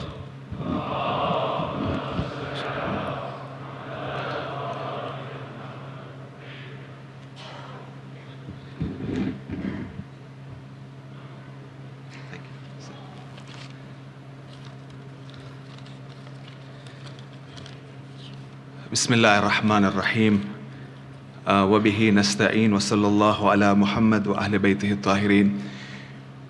Maulana Rizvi, the Chairman of Islamic Education, Sheikh Murtada Ali Dina, respected scholars, the President of Toronto Jamaat, Al-Hajj Habib Bhai, the Vice President of Nasimco, Al-Hajj Ghulam Bhai, my elders, brothers and sisters, Salamun alaikum wa rahmatullahi wa barakatuh. On this very auspicious occasion of the birth night of Janab Zainab Salamullah alayha,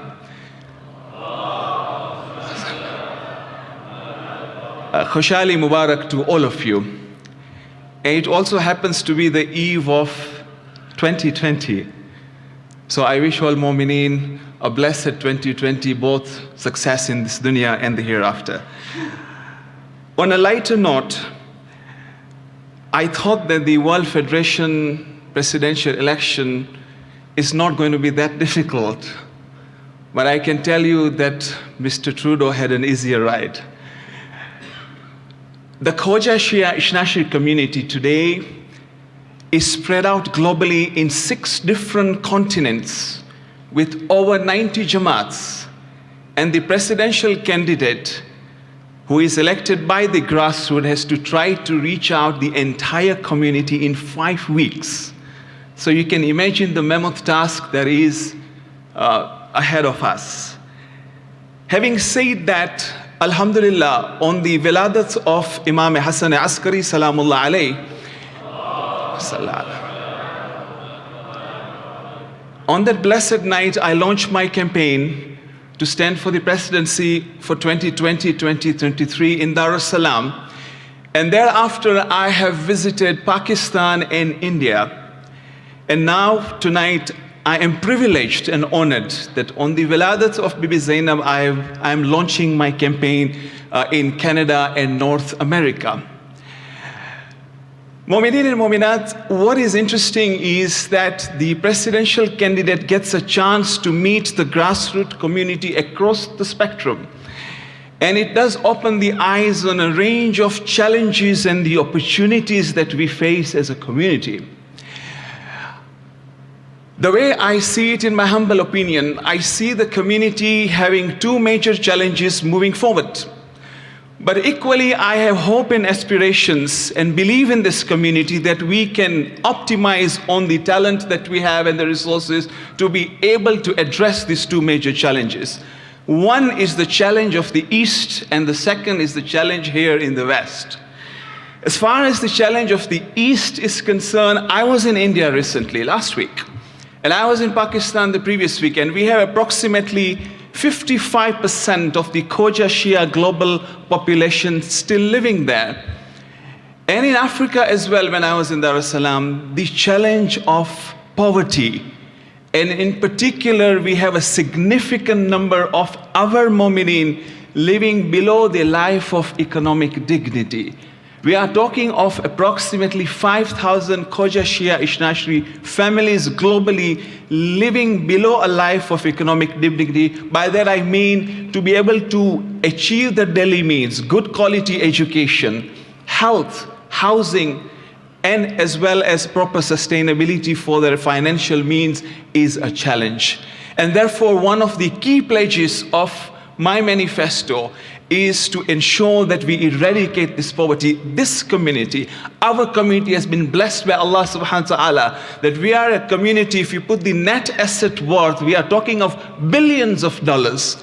How is it possible that we have still community members living below the life of economic dignity? And therefore, I have pledged that inshallah, if Allah gives us the opportunity, within 5 years, we will reduce that level of poverty to at least 50%, alleviate the community from there, inshallah ta'ala. The second challenge is the spiritual challenge, particularly faced by our communities in the West. As we know well, times have changed with social media around, with Western philosophy at its peak, with ethos that are being challenged on a constant basis. Young people are questioning many aspects of our faith. We have challenges on pluralism, we have challenges on modernity, we have challenges on post-modernity, we have challenges from the different movements that we see, and our young people are asking those questions. The struggle that we see today is that our Muballigeen, who are trying very hard to propagate the mission of Muhammad and Al Muhammad, sometimes find it difficult to use the modern methodologies and the pedagogy to reach out to the young people. So on one hand, the young people are asking those questions. On the other hand, you have the elderly who feel that our values are being eroded.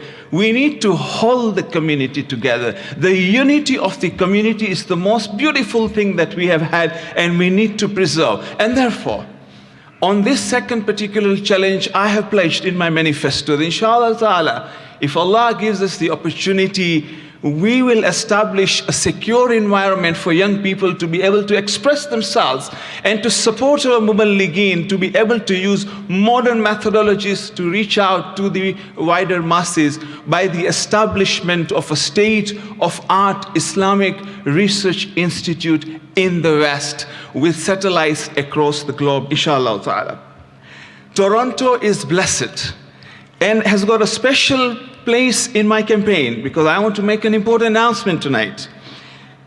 And the reason I say this is that Toronto is the hub of our communities in Canada and North America. Toronto has profound talent amongst the young, amongst the women, amongst the seniors. Toronto also, or rather Canada and North America, have one of the highest standard of livings within the Khoja community globally. So there is a lot of talent and opportunities that Toronto can give to the world institution. And in return, WF will make every effort to support you with all the spiritual developments that are taking place, including the Tarbiyah curriculum that alhamdulillah has been successfully rolled out in all the madaris here. Putting all this in perspective, that our challenge in the West is to strengthen our spirituality, to involve the young people, to energize Nasimco and the regional institutions to be able to move forward. The commitment is profound, and for that, I am delighted to announce tonight that if Allah gives us this opportunity to serve the community, I will be nominating a vice presidential candidate from Toronto. And it is my privilege to announce that inshallah, if the tawfiq comes, we will be putting forward the name of Brother Al-Hajj Murabbi Shabir Jan Muhammad as the preferred candidate for that position.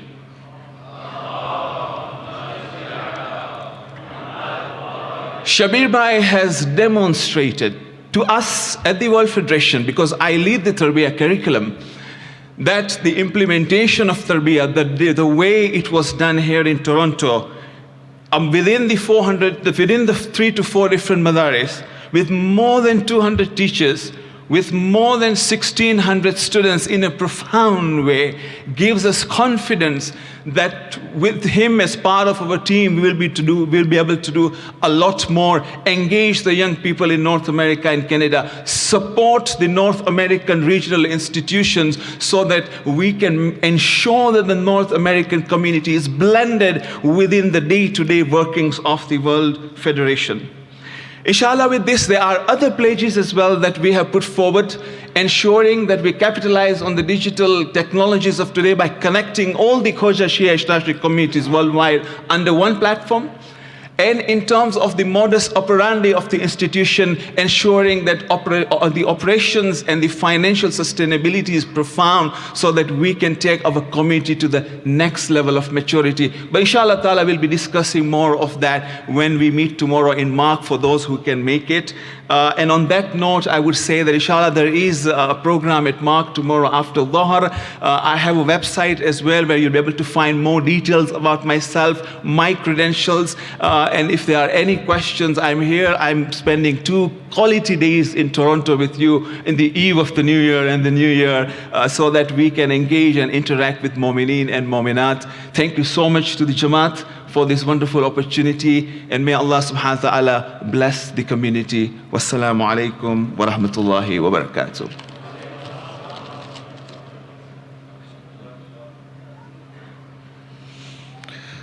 Before I proceed with the engagement announcements, we'll first proceed with the nikah. So can I please request members of the family to please come forward to witness the nikah, and the groom, if I can request him to proceed near Sayyid Rizwi and Sheikh Aladina for the recitation of nikah. And again, family members, please do come forward to witness the nikah.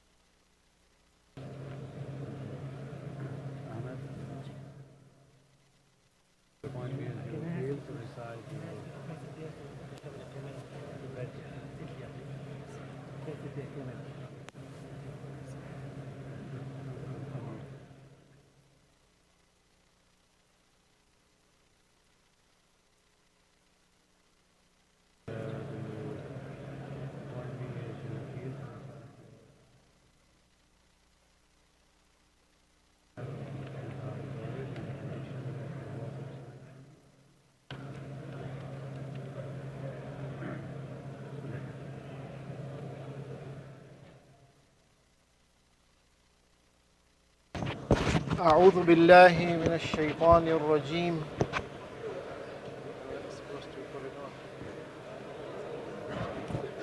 Is it on? I just put it more. أعوذ بالله من الشيطان الرجيم. Before we solemnize this contract of marriage, we seek the protection of Allah from shaitan, who will try to misguide on every occasion, especially on the occasion of beginning this blessed married life. If both parties make a commitment to avoid the satanic habits of arrogance, whatever you know to be true by the guidance of the God-given intellect and the guidance of the divine revelation and the human conscience, you submit to that truth.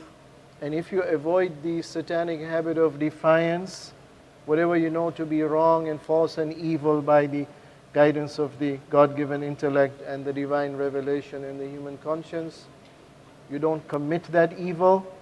And if you take help from God, definitely you will be protected and guided in this journey of the married life. Bismillahir Rahmanir Rahim.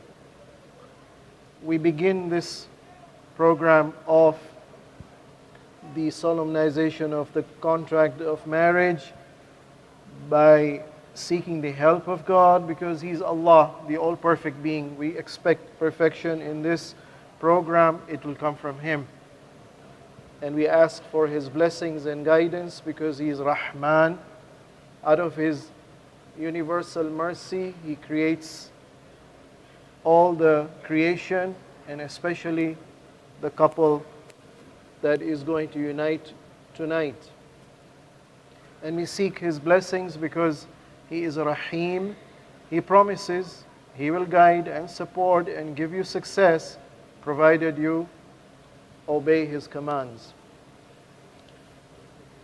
I would like to recite a short khutbah based on the model presented by the father of the Holy Lady Zainab, Amirul Mu'mineen, Ali ibn Abi Talib alayhi salam.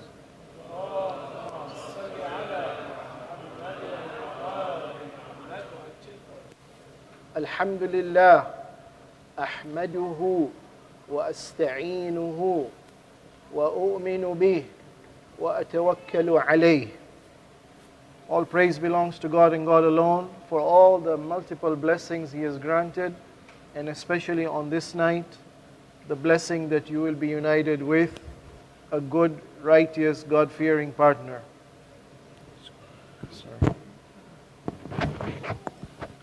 Ahmaduhu. Ahmaduhu.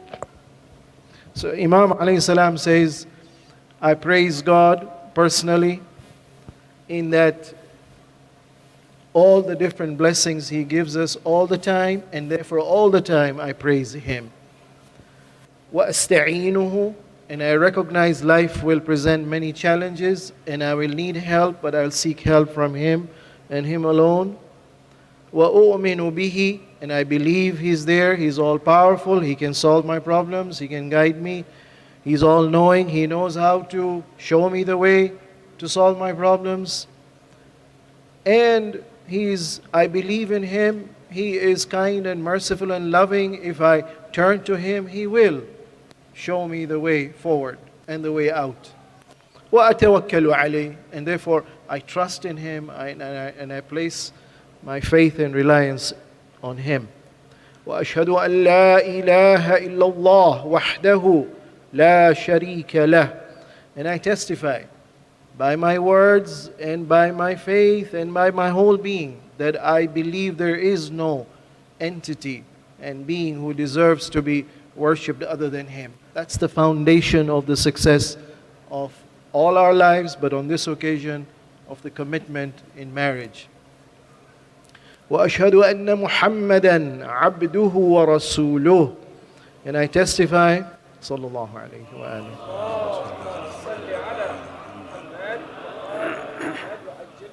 And I declare that Muhammad is His special servant and His special messenger. أرسله بالهدى ودين الحق ليظهره على الدين كله. That He sent Him with the total guidance applicable for all times, even in our times, and for all times till the end. And ultimately, this divine guidance will come to prevail over all the other lifestyles and world views.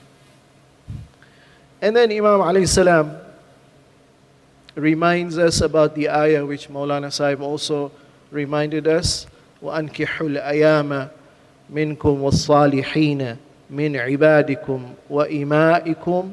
And the elders of the community and those who are in position of authority are responsible to get the young people married, those who are unmarried, those who are single, those who are spouseless, get them married.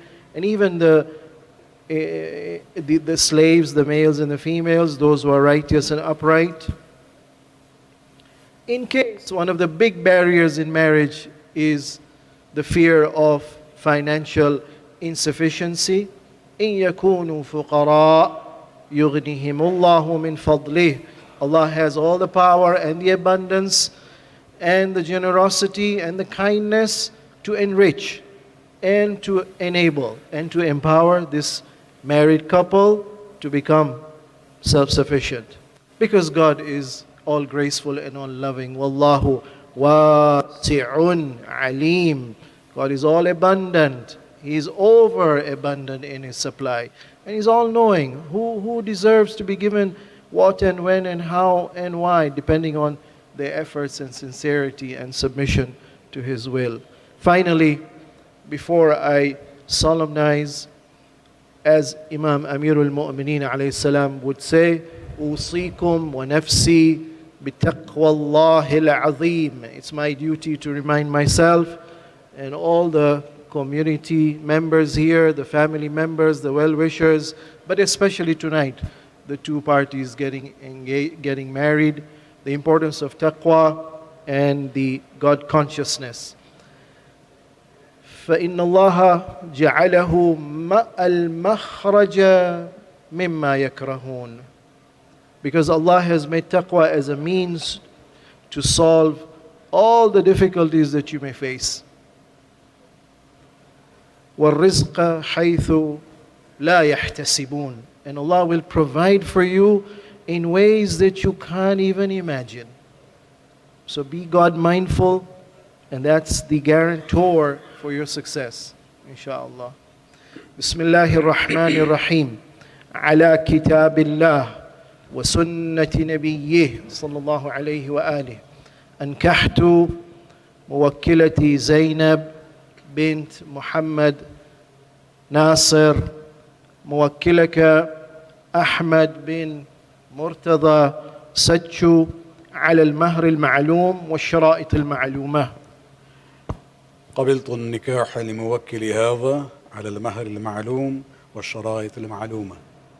على كتاب الله وسنة نبيه صلى الله عليه وآله. زوجت موكلتي زينب ناصر موكلك أحمد سجو على الصداق المعلوم والشرائط المعلومة. قبلت التزويج لموكل أحمد على المهر المعلوم والشرائط المعلومة.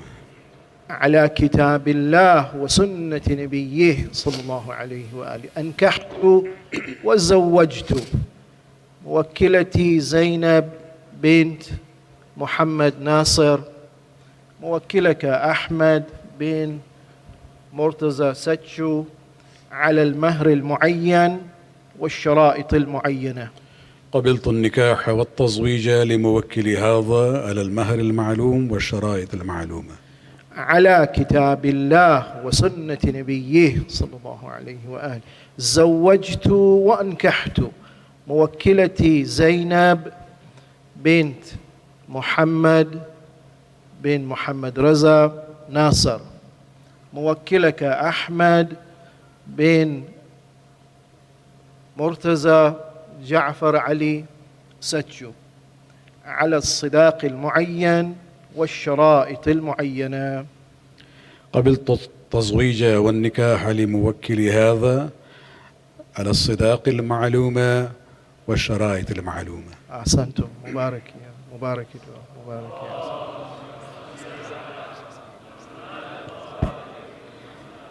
اللهم صل على محمد وآل محمد. بسم الله الرحمن الرحيم. اللهم بارك لهما هذا الزواج، اللهم ألف بينهما كما ألفت بين آدم وحواء، اللهم ألف بينهما كما ألفت بين محمد المصطفى وخديجة الكبرى، اللهم ألف بينهما كما ألفت بين علي المرتضى وفاطمة الزهراء برحمتك يا أرحم الراحمين.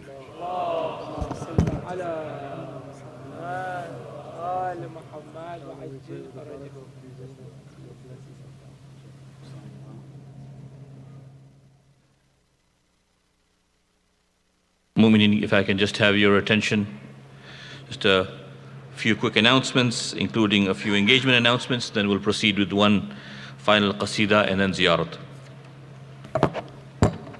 ایک درود پڑھیں محمد وآل محمد پر.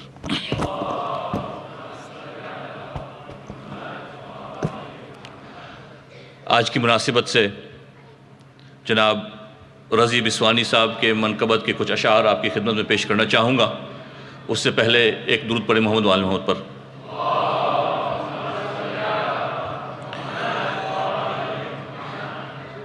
تیرے شرف پا کوئی گفتگو ہو کیا زینب، تیرے شرف پا کوئی گفتگو ہو کیا زینب، یہی بہت ہے تو ہے بنت فاطمہ زینب.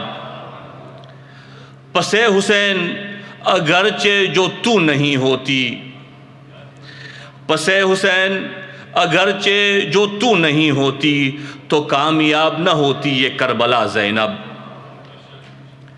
وہ پشت ناقہ پا تیری عبادتوں کا خلوص، وہ پشت ناقہ پا تیری عبادتوں کا خلوص بتا رہا ہے ہمیں عظمت خدا زینب. حسین جیت گئے اور یزید ہار گیا، حسین جیت گئے اور یزید ہار گیا، دمشقیوں کو دکھا دے یہ آئینہ زینب. اور آخری شعر، یزید دیکھ لے اپنے زوال کی پستی، یزید دیکھ لے اپنے زوال کی پستی، اسی کے گھر میں بچھا دے صف عزا زینب. ایک درود پڑھے محمد وآل محمد پر.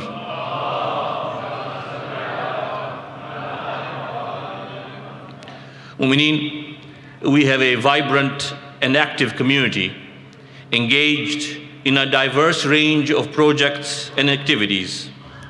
We have prepared a short video highlighting some of the initiatives that have been undertaken by various committees, and it's a sample of the accomplishment of a dedicated group of volunteers within our community.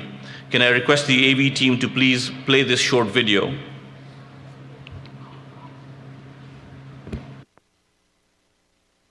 Ya Zainab, Ya Zainab, Ya Zainab, Ya Zainab, Ya Zainab, Ya Zainab.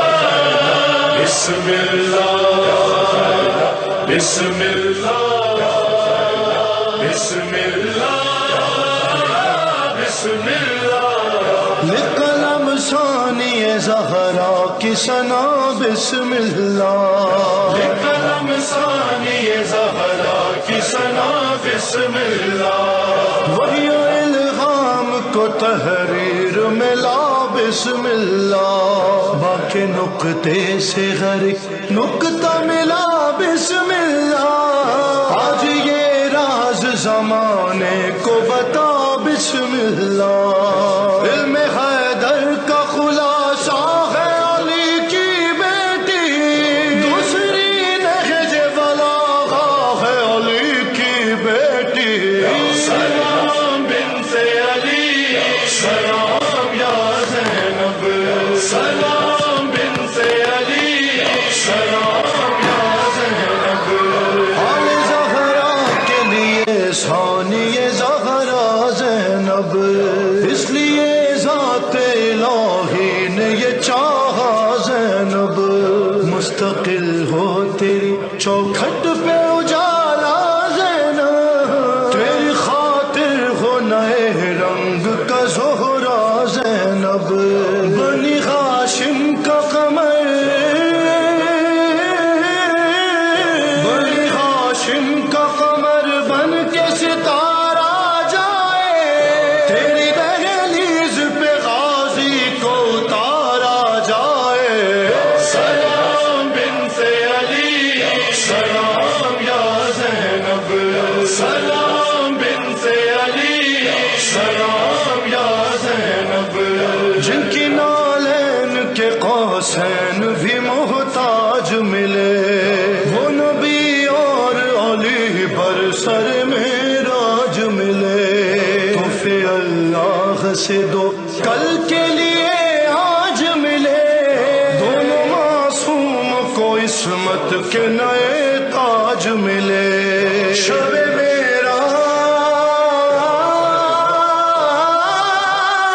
شب معراج یہ تقسیم خدا نے کی ہے فاطمہ ایک کو دی ایک کو زینب دی ہے سلام بنت علی سلام یا زینب سلام بنت علی سلام یا زینب ماہ شعبان یکم اور وہ نور زینب کعبہ حضرت زہرا میں ظہور زینب پنجتن ہے اسی خواہش میں حضور زینب میری آغوش ہو گہوارہ طور زینب اس کی مرضی ہے مگر اس کو اٹھائے شبی سب سے پہلے مجھے سینے سے لگائے شبی سلام بنت علی سلام یا زینب سلام بنت علی سلام یا زینب ظلمت شام کی تردید ہے پہلی شعبان 3 شعبان کی تمہید ہے پہلی شعبان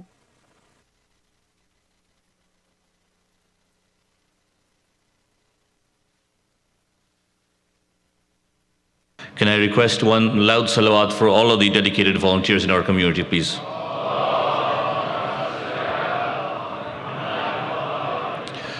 The Board of Directors has also begun our review of the feedback that we received from the survey that was completed after Muharram and Safar. Inshallah, we will revert back with next steps on the feedback that we have received over the coming few weeks. A few quick announcements with regards to upcoming programs. On Thursday, January the 2nd, the program will start at 7:30 p.m. and the Majlis will be recited by Brother Ashik Karmali. Mu'mineen, there are also different dates in the history for the martyrdom of Bibi Fatima Salamullahi alayha. Recite one salat, please. Salli ala Muhammad wa ala Muhammad. One of these dates is the 13th of Jamadil Awwal. Therefore, on Thursday, January the 9th, we will commemorate the Shahadat of Bibi Fatima alayha salam, and the program will start at 7:30 p.m. and the Majlis will be recited by Maulana Rizvi. The Academy of Learning Islam is excited to open registration for our winter programs beginning in January. There are classes for everyone with children's on-site Quran appreciation classes and online Nahj al-Balagha classes, online classes for adults with renowned speakers, and also on-site art, religion, and Quran reflection classes. Visit the Academy at academyofislam.com/current-term to find out more and to register. The Jaffari Education Committee is holding its next book cloud event for kids aged 6 to 12 years. The program will be held on Saturday, January the 11th from 3 to 4:15 p.m. in Mark. Boys Blast is launching its program for a third year, inshallah. The program is catered towards boys from grades 5 to 7. Don't miss out on this great and exciting opportunity for our preteens to build a stronger sense of their Islamic values in a fun and interactive environment. Registration will open on Monday, January the 6th at 8 a.m. Spaces are limited. Register soon to avoid disappointment. For more information, please email boysblast@jaffari.ca.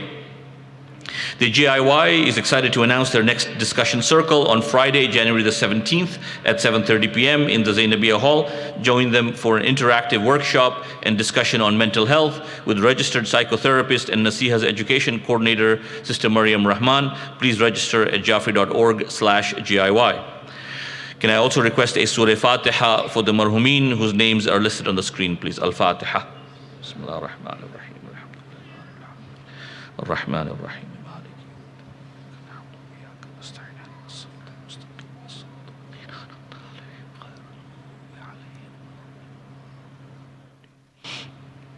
Also a request for Dua Shifa for all the mu'mineen whose names are listed on the screen, as well as all those in need of our du'as, please. Bismillahir Rahmanir Rahim. أَمَّنْ يُجِيبُ الْمُضْطَرَّ إِذَا دَعَاهُ وَيَكْشِفُ السُّوءَ أَمَّنْ يُجِيبُ الْمُضْطَرَّ إِذَا دَعَاهُ وَيَكْشِفُ السُّوءَ أَمَّنْ يُجِيبُ الْمُضْطَرَّ إِذَا دَعَاهُ وَيَكْشِفُ السُّوءَ أَمَّنْ يُجِيبُ الْمُضْطَرَّ إِذَا دَعَاهُ وَيَكْشِفُ السُّوءَ أَمَّنْ يُجِيبُ الْمُضْطَرَّ إِذَا دَعَاهُ وَيَكْشِفُ السُّوءَ. Recite one salawat for me, please. Allahumma salli ala Muhammad wa ali Muhammad. Finally, we have 4 engagement announcements for this evening. The Jamaat is pleased to announce the engagement of Ali Abbas Rauji, son of Mustafa and Anar Rauji of Richmond Hill, to Raisa Fatima Megji, daughter of Habib and Sabira Megji of Maple. I believe Ali Abbas is in the audience. If I can please request him to rise, to stand up, and please recite a salawat for the couple.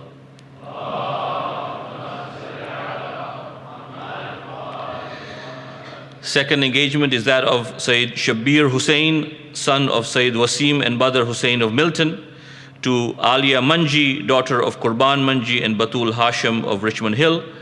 If Sayyid Shabbir Hussain is in the audience, if I can please request him to stand up. There you go. Can I have a salawat for that couple as well, please? Allahumma salli ala.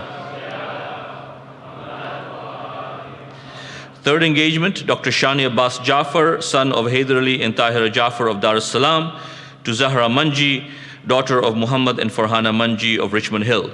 Is Dr. Shani Abbas Jafar in the audience? He isn't? Can I still request a salawat for the couple, please? And finally, Kamran Manik, son of Mehboob and Fatima Manik of Richmond Hill, to Maryam Mirali, daughter of Muhammad and Mumtaz Roshnali Muhammad Hussain Mirali Devji of Vancouver. I know Kamran is not in the audience, but can I please request a salawat for Kamran and Maryam, please?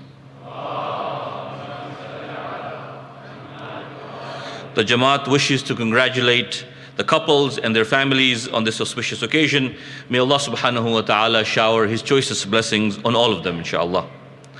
Finally, we'll conclude with one qasida. Can I request Brother Maisam to please come forward for the qasida, after which we'll proceed with ziyarat, inshallah. Please welcome him with a salawat.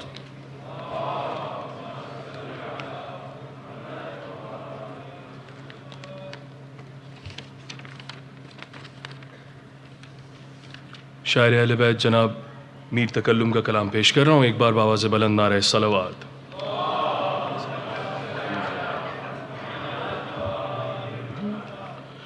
Zainab Abu Turab की जीनत का नाम है, ज़ैनब अबू तुराब की जीनत का नाम है, ज़ैनब इमामतों की अमानत का नाम है, ज़ैनब अली के खून की तहारत का नाम है, زینب حسینیت کی ضرورت کا نام ہے، مانا وجود شاہ میں پوری ہے کربلا، مانا وجود شاہ میں پوری ہے کربلا، زینب اگر نہ ہو تو ادھوری ہے کربلا،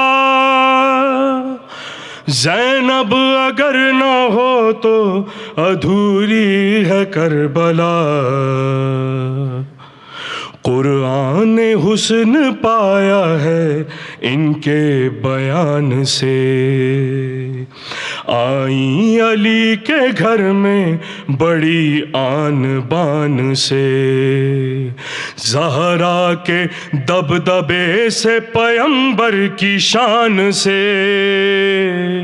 اتری کتاب حق کی طرح آسمان سے، آئی ندا کے دین کی قسمت سنور گئی، آئی ندا کے دین کی قسمت سنور گئی، قرآن کے گھر میں نہج بلاغہ اتر گئی، قرآن کے گھر میں نہج بلاغہ اتر گئی۔ دنیا میں ان کا در توبہ سے کم نہیں، ان کی کنیز مریم و سارا سے کم نہیں، پردہ غلاف خانہ کعبہ سے کم نہیں، المختصر یہ ثانی زہرا سے کم نہیں، زینب اسی کا نام ہے بیت امام میں، جس کے لیے حسین اٹھے احترام میں، جس کے لیے حسین اٹھے احترام میں، زینب حسین کے لیے الفت کی انتہا، ایک دوسرے سے رہ نہیں سکتے کبھی جدا، اس راز سے تھا خالق اکبر جو آشنا، اس نے صدائے کن سے بھی پہلے یہ طے کیا، نور نظر جہاں ہو وہیں نور عین ہو، نور نظر جہاں ہو وہیں نور عین ہو، زینب اگر بہن ہو تو بھائی حسین ہو،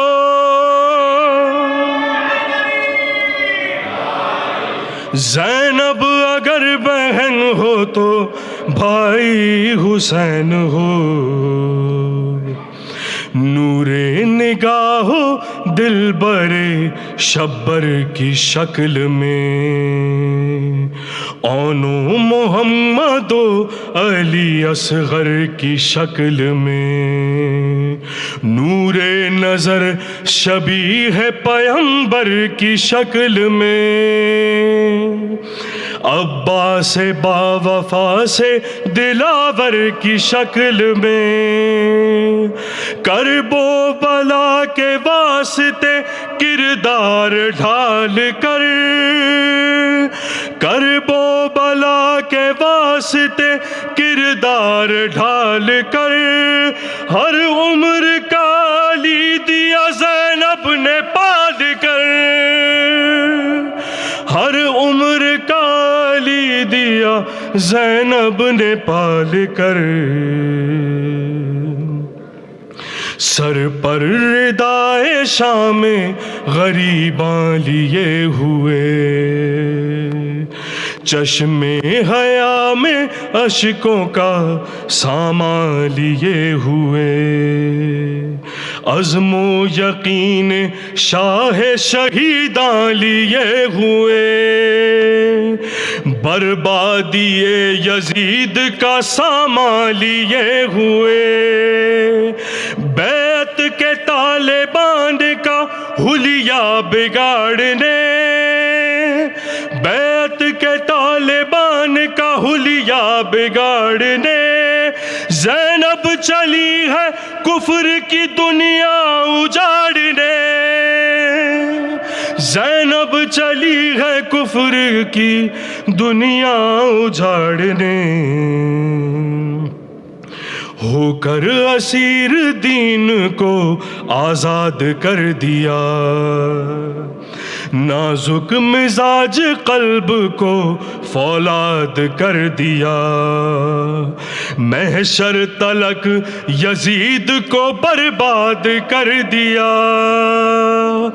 अंदाज इंतकाम का ईजाद कर दिया, बुनियाद रख दी जिक्र शहे मशरक़ैन की, कसरे सितम से आई सदा या हुसैन की, कसरे सितम से आई सदा या हुसैन की, ज़ैनब अबू तुराब की जीनत का नाम है। सलवात पढ़ने मोहम्मद व आले मोहम्मद।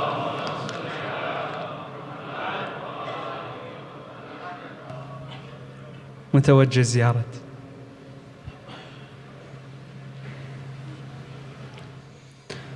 اللهم أنت السلام ومنك السلام ولك السلام وإليك السلام. سبحان ربك رب العزة عما يصفون وسلام على المرسلين والحمد لله رب العالمين. السلام عليك أيها النبي ورحمة الله وبركاته. السلام على الأئمة الهادين المهديين. السلام على جميع أنبياء الله ورسله وملائكته. السلام علينا وعلى عباد الله الصالحين. السلام على علي أمير المؤمنين. السلام على الحسن والحسين سيدي شباب أهل الجنة أجمعين. السلام عليك يا أبا عبد الله وعلى الأرواح التي حلت بفنائك. عليكم سلام الله أبدا ما بقيت وبقي الليل والنهار ولا جعله الله آخر العهد مني لزيارتكم. السلام على الحسين وعلى علي بن الحسين وعلى أولاد الحسين وعلى أصحاب الحسين. السلام عليك يا زينب الكبرى. السلام عليك يا علي بن الحسين زين العابدين. السلام على محمد بن علي باقر علم النبيين. السلام على جعفر بن محمد الصادق. السلام على موسى بن جعفر الكاظم. السلام على علي بن موسى الرضا. السلام على محمد بن علي الجواد. السلام على علي بن محمد الهادي. السلام على الحسن بن علي الزكي العسكري. السلام على الحجة بن الحسن القائم المهدي صلوات الله عليهم أجمعين. اللهم كن لوليك الحجة بن الحسن صلواتك عليه وعلى آبائه في هذه الساعة وفي كل ساعة وليا وحافظا وقاعدا وناصرا ودليلا وعينها حتى تسكنه أرضك طوعا وتمتعه فيها طويلا برحمتك يا أرحم الراحمين. صلوات. Mu'mineen will be congratulating the groom and both families on my right. And for the children, can I please request you to please come forward? We'll be cutting a cake. Also, we'll be cutting a cake on the ladies' side. Please proceed to the table where the chair lady and her team are. And they will be cutting a cake in the girls' section as well for ladies. Thank you.